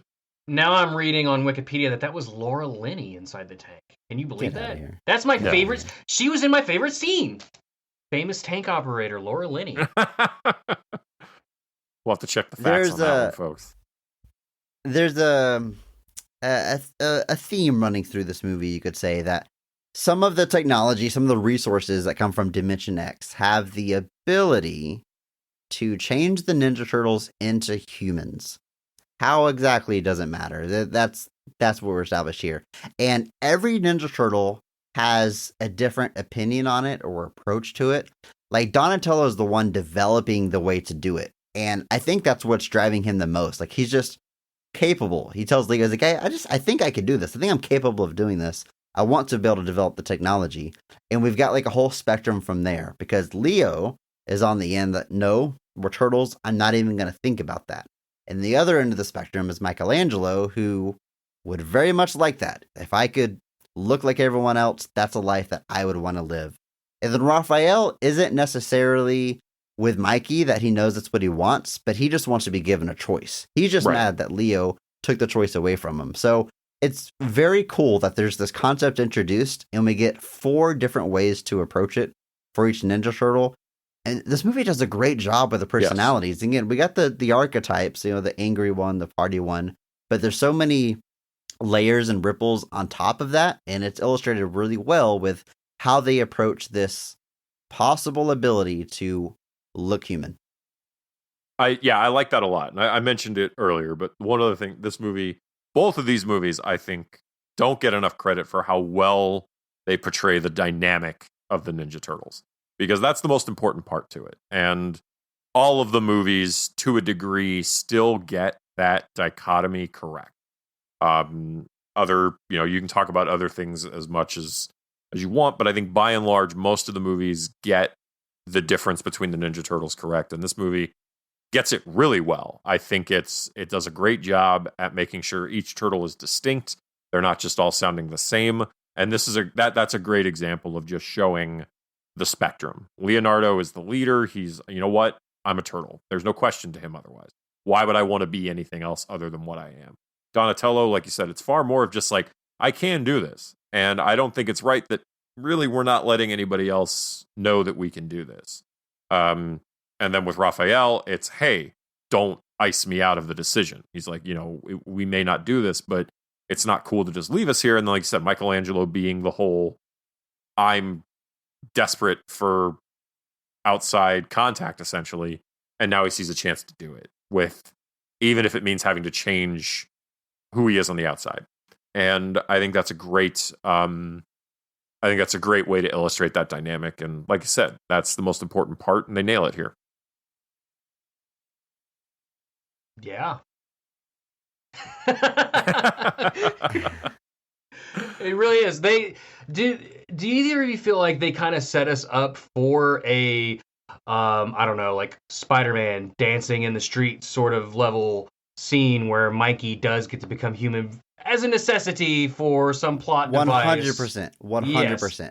I thought for sure there was going to be a scene in this movie where we see at least one of the Ninja Turtles as a human, and I can't tell you how glad I am that they did not do that. I don't want that image in my head. I don't want to see a Ninja Turtle turned into a human. I get this plot point being in the movie. I get getting, again, their spectrum of what they think about it, but I don't want to see it. I'm glad they didn't go there. There's a point before the final act of the movie where they say that they can do just a little bit, so they look human, but they're still themselves on the inside. I'm like, okay, they're just explaining away us getting weird human Ninja Turtles, but then they decide to not do that. They just want to be themselves. They triumphantly decide that. So personally, yeah, I thought we were going there, but I'm glad we didn't get a weird human Ninja Turtle. I'm glad they didn't go there either, but I totally thought we were getting set up for a scenario where they needed to be in discuss. Oh, there's no way we can get into this event. We need a human, and our human buddies are unavailable.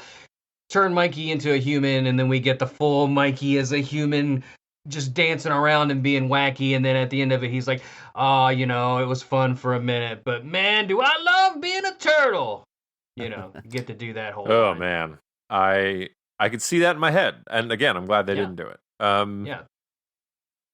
It would have been easy to do that, too, because like they tease it, because like Donatello does it to his hand. And it's so strange to me that that's they play fast and loose with how that all works. Because, the whole thing with Rocksteady and Bebop is they turn into the animals they have inside. It's like, well, how do the turtles turn into something they never were? Well, they evolved from humans, of course. Everyone knows this. Basic evolution. They teach it in science class, Andrew. Turtles evolved from humans. According to Teenage Mutant Ninja Turtles 3, they evolved from frogs. Huh! They're basically just They're basically just turtles without shells. Come on now. But it was funny about that. Donnie does it to his hand, and it doesn't turn to flesh, but his fingers. He gets 5 fingers, which looks weird. Yeah, I'm so used to Ninja Turtles, but bizarre. Like turtles have 5 digits. There's no reason for Ninja Turtles to have 3 fingers because both humans and turtles have the same number of digits. So I don't know why the 3 fingers just looks and feels right. But yeah, it was very strange to see Donnie with 5 digits. Agree. Does anyone else think it was strange that I didn't notice it until later in the movie, but Raphael has a shoulder tattoo, on his upper arm? Did anyone else notice that, or just me? He's got that. He's got the sign on his shell. Yeah, but on their shell, you could say, oh, it's paint. But on his shoulder, it's clearly a tattoo, right? Needle tattoo. Maybe I didn't notice that, or maybe I assumed it was.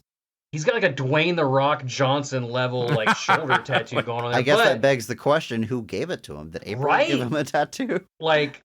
Yeah, it's very. I was like, when did this happen? it brought up a lot of questions that I wish were answered. But I mean, I thought it was fine. It didn't Well, I limit his take back what I character said kinda, about you the know? tank. That tattoo is the most unreal thing in this movie now. And you kind of can't exactly tell what it is either, right? Because he's already got dark green skin, so you don't even really notice it until there's a specific scene. I can't remember exactly which one it was, but like it's there, clear as day. Because and a lot of time he's got like pauldrons and armor and stuff on, but you see a shoulder tattoo, and I was like, they gave Raphael. It's almost like that. Remember that time when they gave Joker a bunch of face tattoos? No, No, me neither. not ringing any bells. Maybe I'm thinking of Laura Linney that time. Also, Raphael's scene with the tortoise made me laugh so hard. Yeah. Way Yeah, it's harder, pretty good. way harder than it had any business making me laugh. I mean, I died. Well, this is awkward. Yeah, just for a split second gag, I was like, genius. That's pretty Mwah, good. chef's kiss. Turtle soup. Well, we've touched on a few of the action scenes of this movie, of which there are many. It's a very action-packed movie. And the turtles themselves, this version of the turtles, they're just so kinetic. They're always moving. And if they have to get from point A to point B, it's the most extreme way possible. They don't do like the sewer surfing in this one like they did in the last one, but like Mikey has a flying surfboard and they can swing across gargoyles and like Batman. Very kinetic turtles. They can traverse the city very well. And that comes into play in the final action scene of the movie where they need to confront Krang on the Technodrome that is being assembled in the sky. So they get up to it because all of the pieces of the Technodrome are flying in from another dimension and getting assembled. So they sort of hitch a ride on those things to the big platform, the big boss fight where Krang has frozen Shredder. He's kept him captive. He put him away in like this. He's like the collector This from vault. the MCU. Yeah. Yeah. I bet if you pause there, there's got to be some pretty fun Easter egg Yeah, cameos of the the other first things thought that I are there, had but- looking at that scene is, I'm like, I wonder if Fugitoid's in there. Oh, that'd be super cool. And we will go back and look. And Yeah, we'll have to on a look. Future episode, Yeah. we'll talk about it. I was thinking we might get a certain Space Bunny cameo, or like just a hint, maybe. I'm always good with Usagi.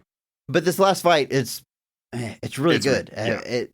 The Krang, the robot, that the way he can, I don't know, move the top half of his body and the lower half of his body like independently, and all these tentacles that shoot out, and it just makes for a super cool action set piece that is surprisingly like easy to follow the action. I think it's choreographed or prevised or whatever you want to call it very well, and it's just a fitting into this movie. It might not be my personal favorite action scene in the movie, but it's exactly what it needed to be, and I think it's an appropriate way to wrap up the film. I agree. I think it's a very cool sequence, obviously, because they're not just having this fight. Like, the Technodrome is being constructed like around them while they're fighting, which I just makes for a really cool visual. And just the idea that like the Technodrome is coming in pieces and like they like hop on pieces and surf them over to Krang, like all of that just is so cool. But yeah, this fight with Krang, obviously they take Shredder off the table, so there's no Turtle Shredder Redux fight here, which I was kind of glad for. Lots of Turtle movies go back to a Shredder fight at the end, and we don't need that here. And so we get just Turtles versus Krang, and I think this is awesome. Krang is a formidable opponent. The Turtles start working together. They're able to defeat him. Donnie gets the killing blow, not the killing blow, the defeating blow. Yeah. He's just sleeping. Which well, he is, because he's on the ground all just like, but I love that. Right, It's man. great. It's a great sequence. Like I said, it's a fitting end of the movie. Dave Green is, not the most prolific director in the world, but I think the way he chooses to play this all fairly straightforward serves the movie really well. It makes the action easy to follow. It's not super kinetic. Like, we're not there's not 37 cuts and, 9 seconds of action. Like Liam Neeson jumping over a fence, which does require that. But otherwise, yeah, I agree completely. This is a fun ending sequence. We get Krang in all his glory, which, just so gross, so nasty, but perfect in every way. And it's a great final fight. It's really fun. Yeah, it's a blast. Would you say that this scene really brings the movie out of the shadows, Chris? It does. It brings it out of the shadows. It's Boots. I got no other puns to make. I was But, trying. yeah. Hold on. They were really thinking with their brains with this one. Look at that. Look at that. To shreds, you say.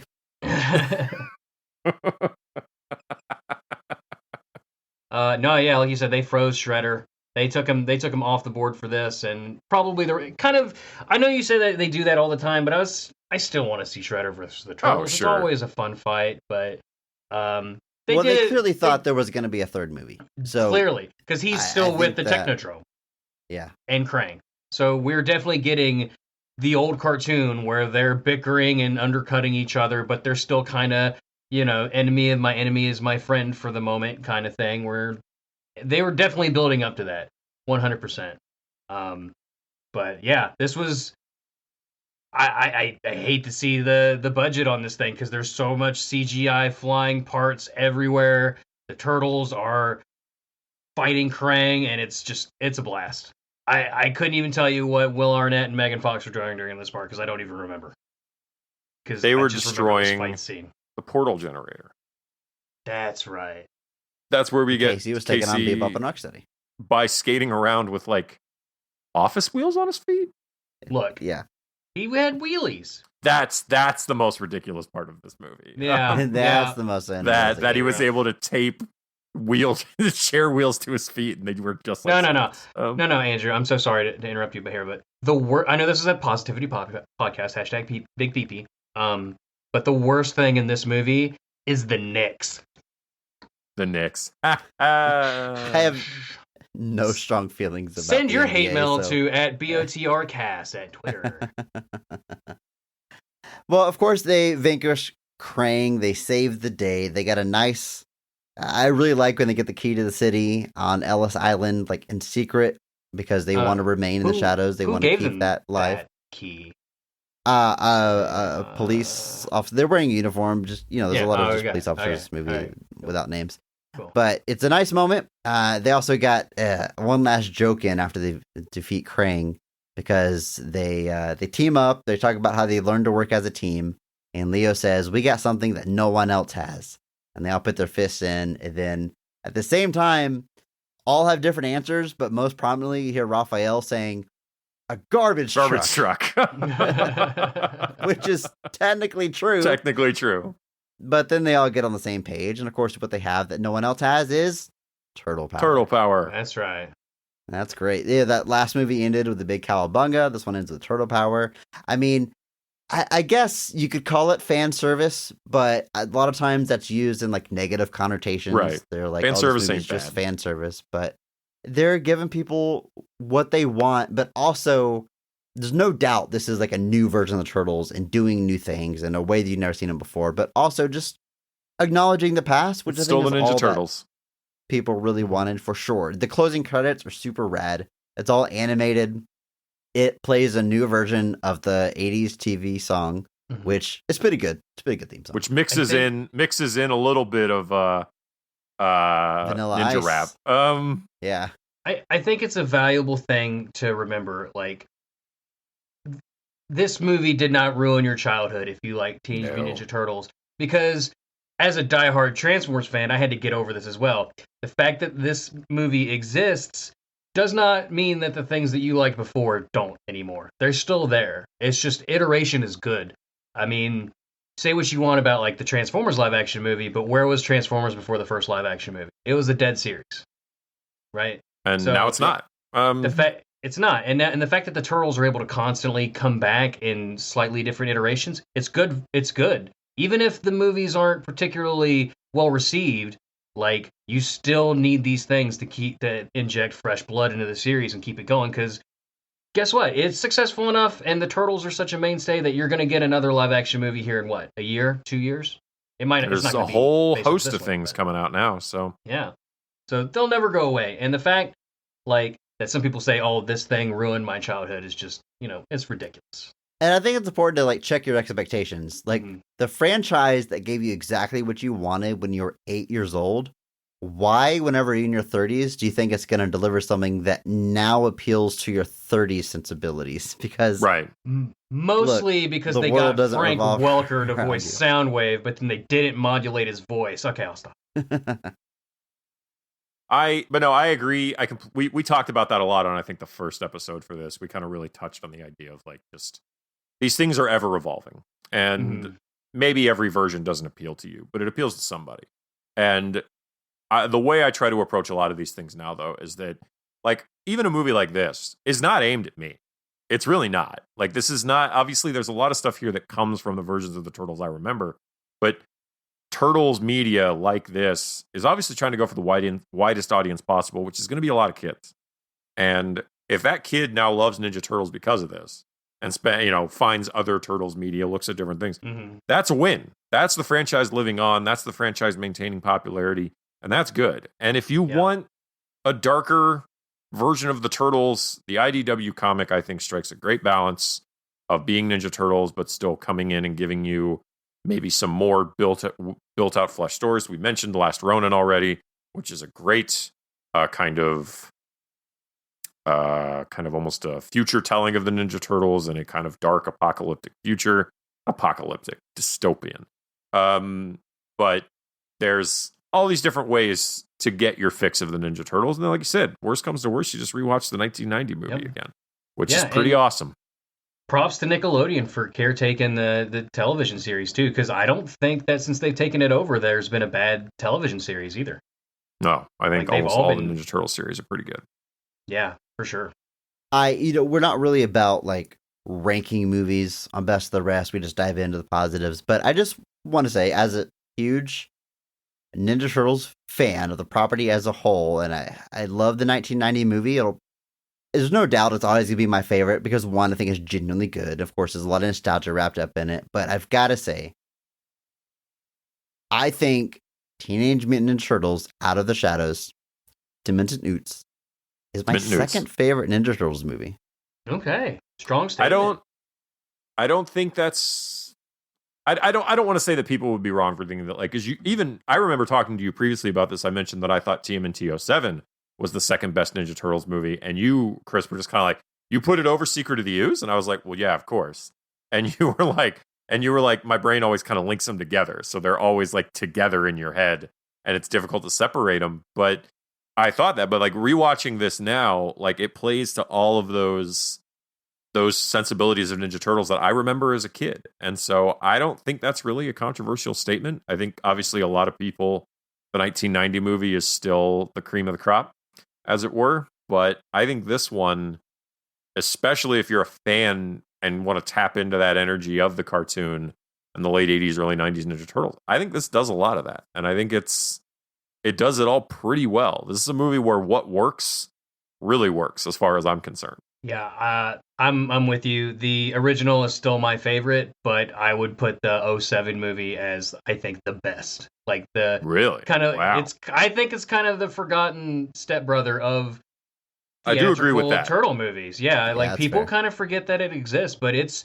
really good. It has the best Leo Raph confrontation fight scene ever. Like, oh yeah, that fight rules. That is awesome. Raph has murder and rage in his eyes, and as his face fades into instant regret and terror knowing what he was about to do, that struck me. And let's not forget that Sir Patrick Stewart's in that movie and does a great job too. So, and Karai has an expanded role, which we haven't even mentioned her in this film. She's technically in it, but 07 to me, I think, is the best. The first one wins out as being my favorite just because probably a lot of nostalgia factor. Recently saw it in the theaters too. It still holds up. There's still some stuff that doesn't age well, you know? Like Casey Jones giving April a back rub when she doesn't want it. Very strange. And Casey, you scoundrel. Yeah, but you like so scamp. there's some things that are just kind of, you know, doesn't stack up anymore, but it's still a great movie, and by and large it's I cried when I watched that movie. This one I didn't cry in this one. I'm okay. Like first watch of this one, I didn't like it very much, but I'm glad it exists, and I can confidently say I don't think that there's a bad Teenage Mutant Ninja Turtles movie. I'm willing to say that. I like the first. Really? I think the one before this one was better than this one. So. Oh, really? So you're saying Turtles 3 is not bad? Oh, I love Turtles 3. Can we talk about Turtles 3? We can spend a whole podcast talking about Turtles 3. We don't got time. Entertaining, or is it Yes. Good? It's great. Thank you very much. It's better than Secret of the Ooze. Okay. Hashtag Positivity Podcast guys, is off the charts. Look at you. Look at end. the positivity. Okay, fantastic. We've reached the end. Look, that is a great movie, and I will die by that. Security. Hey, we love. I'm saying we love the positivity. Drench me in mutagen if I'm wrong.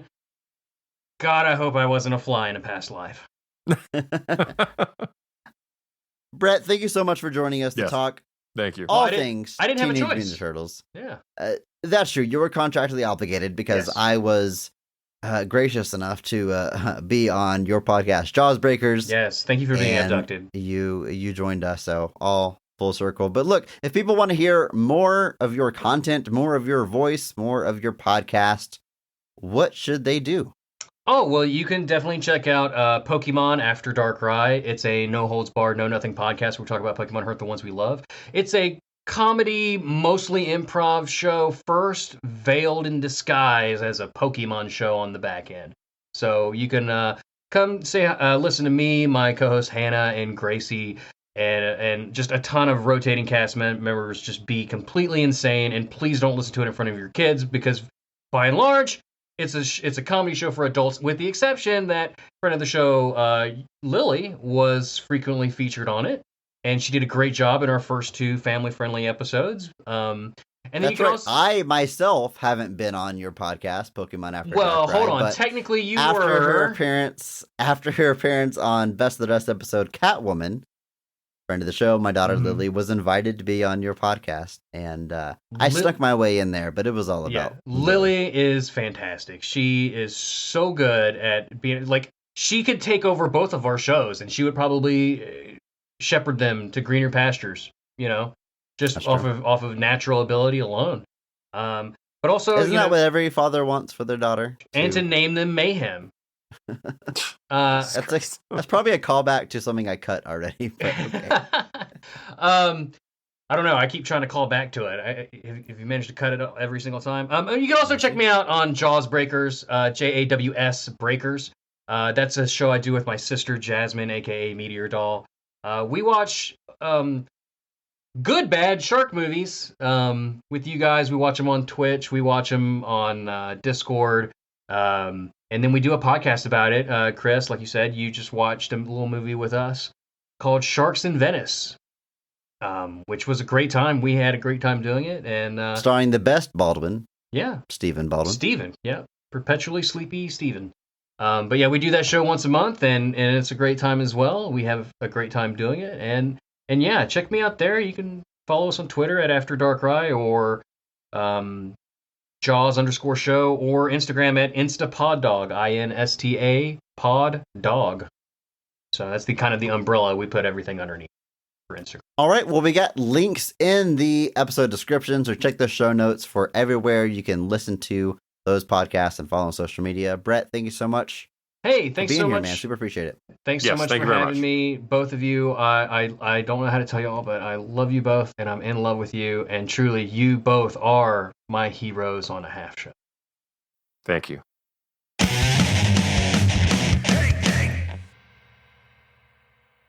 Hey, Andrew. Hey, Chris. Do you know what Raphael does whenever he gets frustrated? What does Raphael do whenever he gets frustrated? He sighs. It's funny, other than the fact that I've used that joke twice now, is I think sigh is plural already. I think it's the same singular and plural, so it doesn't make sense, but it's still funny. What a coincidence that you got to use it 2 weeks in a row. Look at that. We planned the episodes so I could make that joke. Man, I love the Ninja Turtles. You might have. I love talking about Ninja Turtles. It was great having another Turtle fanatic on. Oh, yeah, absolutely. We could, I don't know, I could talk about Ninja Turtles all day, but this was officially a third episode on the Ninja Turtles movie, but, We talked about 3, we talked about 1 and 2. We've talked about them all in some way or another. And, I really want the next one, the Seth Rogen produced one that comes out next year, to be really good. Maybe it'll be the first Ninja Turtles movie that's certified fresh on Rotten Tomatoes. But if it's not, that's just another excuse for us to talk about Ninja Turtles. I'm hopeful. Apparently there's a CG, because that's a Seth Rogen one. It's apparently CG. Apparently there's also a live action thing being worked on too. So I would we be might be getting surprised if both cross the finish line, but Oh, sure. I'll take all the Ninja Turtles I can get. I assume the Seth Rogen one is the big one right now, just because he's the name currently. So, but yeah, it would be nice. It would be nice. I'm always down to talk Turtles, but now Always. I'm down to talk question of the week. Over in our Discord, I've got a question here that was submitted by Mike Lynch. And this is a good question. This is a bit of a thinker. Mike writes, a popular opinion is that movie remakes should be used for failed premises and not successful ones. What is the one failed movie you would love to see remade successfully? Great question. I'm going to need to think about it, but before I get into my answer, what do you think about, this isn't his actual question, but what do you think about just the premise here that a popular opinion is that movie remakes should be used for failed premises and not successful ones? I personally wouldn't subscribe to that, but I can understand the thinking. Yeah, and that's where I'm at. I understand the mindset of just if you're gonna remake something, you should utilize a concept that wasn't hugely successful the first time. The problem I think that you would run into from a practical standpoint, I know that's not the question, but it's if it failed the first time, are you really gonna suddenly make audiences think it's gonna work this time? Yeah. It's kind of something where you run the risk of yeah, I just think you run into a problem with that. I don't entirely subscribe to that. I don't think that it's and I'm not going to say that I think every time they announce a remake, I'm just oh, sure, let's go. I definitely have that mindset of just really, is this where we are as a people? Yeah. And then sometimes they announce a remake that I'm just I'm kind of they announced they were going to do Strangers on a Train, but it was going to be set on a plane and David Fincher was going to direct it. And I was just well, I'm into that. Yeah. I'm all about that. Give me that. So, then just unfortunately never taken shape or form after that. But yeah, I wouldn't inherently say that I think you should only remake things that were not successful the first time, just because I think an idea of a remake, when they're executed well, is something that's not just repeating the same beats. I think it's something that takes it and tries to put a new spin on it. You take something like Psycho 98, which is literally shot for shot remake of Psycho, and you're just well, okay, why did we do this? Why did we go back and just literally try to make the exact same movie as slavishly as possible? And it's just strange. It's just an odd thing to do. So I think the most when I think of remakes that are great, I'm okay, you took a nugget or a concept from something that was maybe good or bad, you could say, and then you found a way to kind of spin that into its own thing. I think there's not really any rules to this thing. I think some of my favorite remakes, I think Let Me In is a really good remake of Let the Right One In. And all they really did was change languages. I would still, I guess, recommend the original just because it's the original, but I think they're both very good. And that was a successful movie the first time around. It's very similar to Christopher Nolan's Insomnia. I mean, all that really does is change languages. But also something like Dawn of the Dead. I think the Zack Snyder remake is very good. Yep. The original is also very good. So it wasn't a failed premise by any means, but fresh coat of paint, a slightly different take on it, and it's another great movie.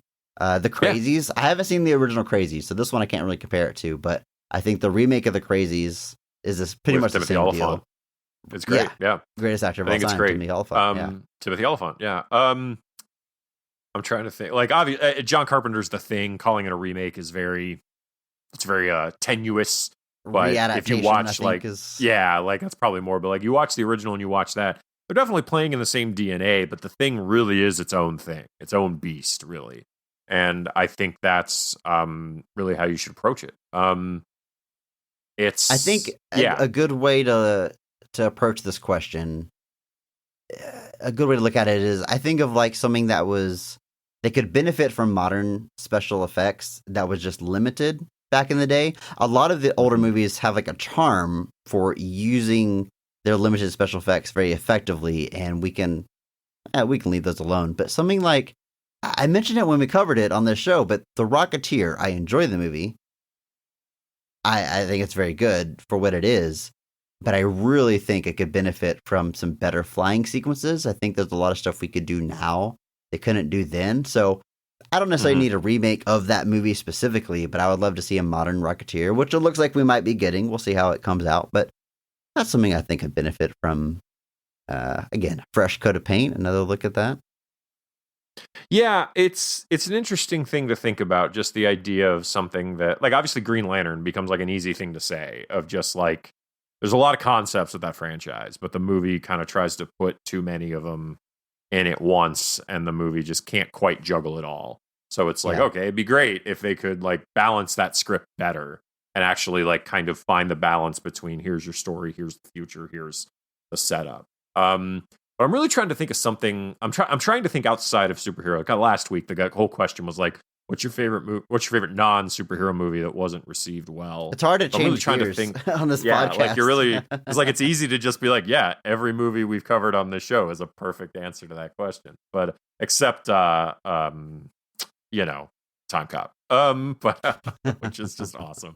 But like something that like In Time is one that I remember, because the guy who directed Gattaca did In Time, which was like Gattaca rules. So In Time was something that kind of plays in that Logan's Run space of just like, everybody's got a timer that's counting down, and then when the timer's done, you die. So rich people will like pay exorbitant amounts of money to have people add time to their clock so they keep getting to live. And it's just playing, it's obviously that idea of like a class warfare type thing. But Justin Timberlake was the lead, and I don't know if that was the best choice.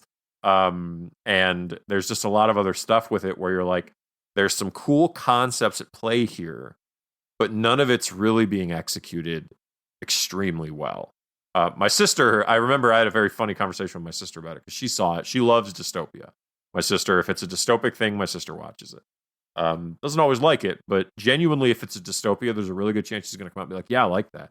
And I remember her saying, man, I loved In Time. And I remember watching it and just being like, you loved it? Really? Like, I thought it was fine, but like that's great.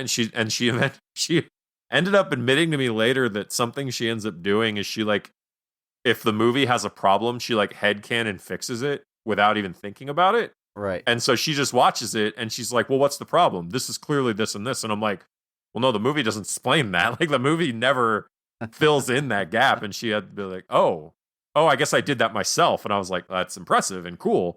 And I guess makes it a lot easier to enjoy things if you can just fill in all the gaps yourself. But that was one I thought of. I know Hancock is something I've kind of heard that about, where people are kind of like, I think the idea of something like that is cool, but like the second half of the movie where it kind of just goes full superhero blockbuster, they think it loses steam.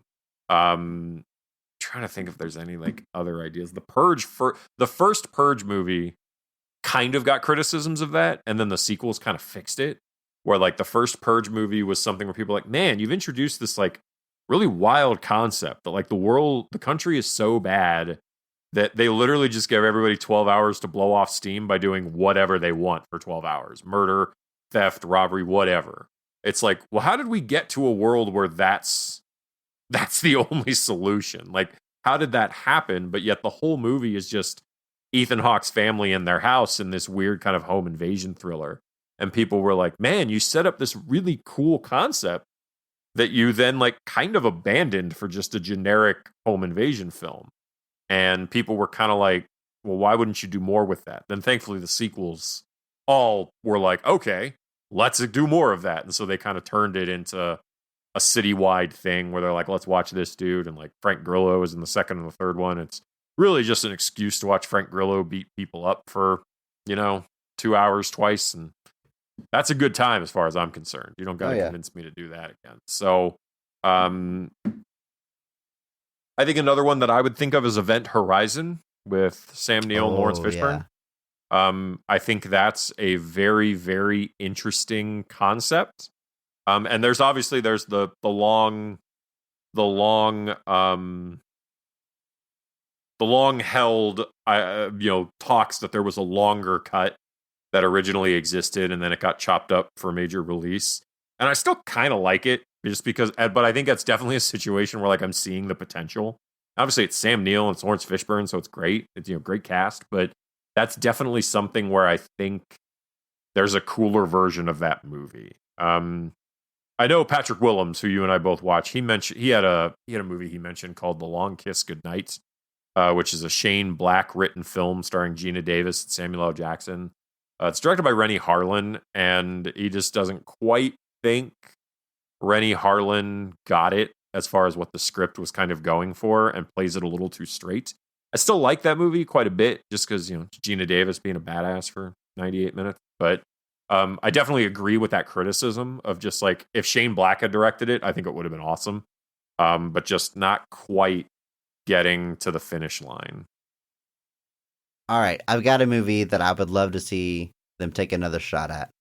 I would go as far as say like replace this movie. It might be sacrilege to some, but Freddy versus Jason has such, in my opinion, such a high ceiling to be such a fun concept, fun dude. movie. I don't think anybody's gonna disagree with you on this. It's got its fans, it's got its followers, well, and if sure. if I'm describing you, I apologize. I'm glad the movie works for you, but boy, that ends up being about the least fun movie of either franchise.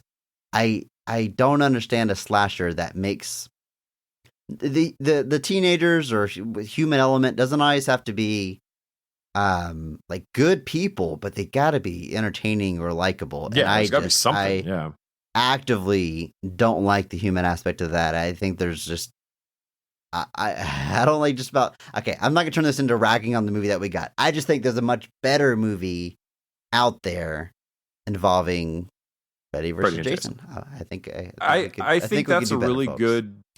I think that's actually a really good pick, because I think and I don't know, maybe I've just not been clued in enough and I didn't realize that movie had vehement defenders. But like, I feel like even the people that like that movie wouldn't disagree that there's a better version of it. Just because it feels like I feel like everybody can kind of agree that like it could have been a lot more. If anything, it could have just kind of like gone really meta with its humor and like really kind of like played with the concept. And it's like plainly straightforward to the point that, and like you said, none of the characters are particularly likable. None of them are particularly interesting. We've mentioned, I don't know if we mentioned it on this show, but there's some like weird lines by Freddy in that movie that are like strange. Yeah. Yeah. You know what I'm talking about. But it's just, it's definitely something where like, first off, I think it's made 10 years too late. I think that's the first problem with that movie, is it really wasn't made when either of those characters were even near the peak of their popularity. But even then, it just never gets there. So yeah, I don't think that's a controversial pick at all. I think that's actually a pretty solid pick, because that's a lot of things like that. You think about things that just failed to live up to the hype in general. It's like, it's just stuff that never quite got across the finish line. And maybe Alien versus Predator, which perhaps we'll talk about in more detail on a future episode. Given that possible friend of the show, my brother, pointed that out to us, both to me personally and in the Discord. But I think that's a good pick, because I mean, we'll talk about it more later. We don't have to go into it too deep, but I don't think there's a lot of people that even the biggest fans would disagree that there's not a cooler version of that. There's a movie out there that you think could use a remake, could use another shot at that premise. Let us know. You can hit us up on Twitter at BOTRcast. Jump into that Discord. There's links in the show notes. Head on over to Apple Podcasts, leave a review for our show. We're going to read it on a future episode. I want you to go one step farther. Leave a review for every show that you listen to. Leave a review for Jaws Breakers, for Pokemon After Dark Ray. I know Bret would certainly appreciate that. Go like and subscribe to his show. And Andrew, here's to another year of Best of the Rest. Another year. Here we go. Who knows what we have in store for you folks? Maybe not every movie is great. But all movies have greatness. Thank you to Mark Benavides for singing our theme song. Follow him on Instagram at NotThatMarkAnthony. Thanks to Mitch of Depressed to Impress for the music. Check him out on YouTube and Twitch.tv. If you enjoyed this episode, please share it with a friend. It's the only way we're going to grow. And follow us on social media at BOTRcast. Thank you.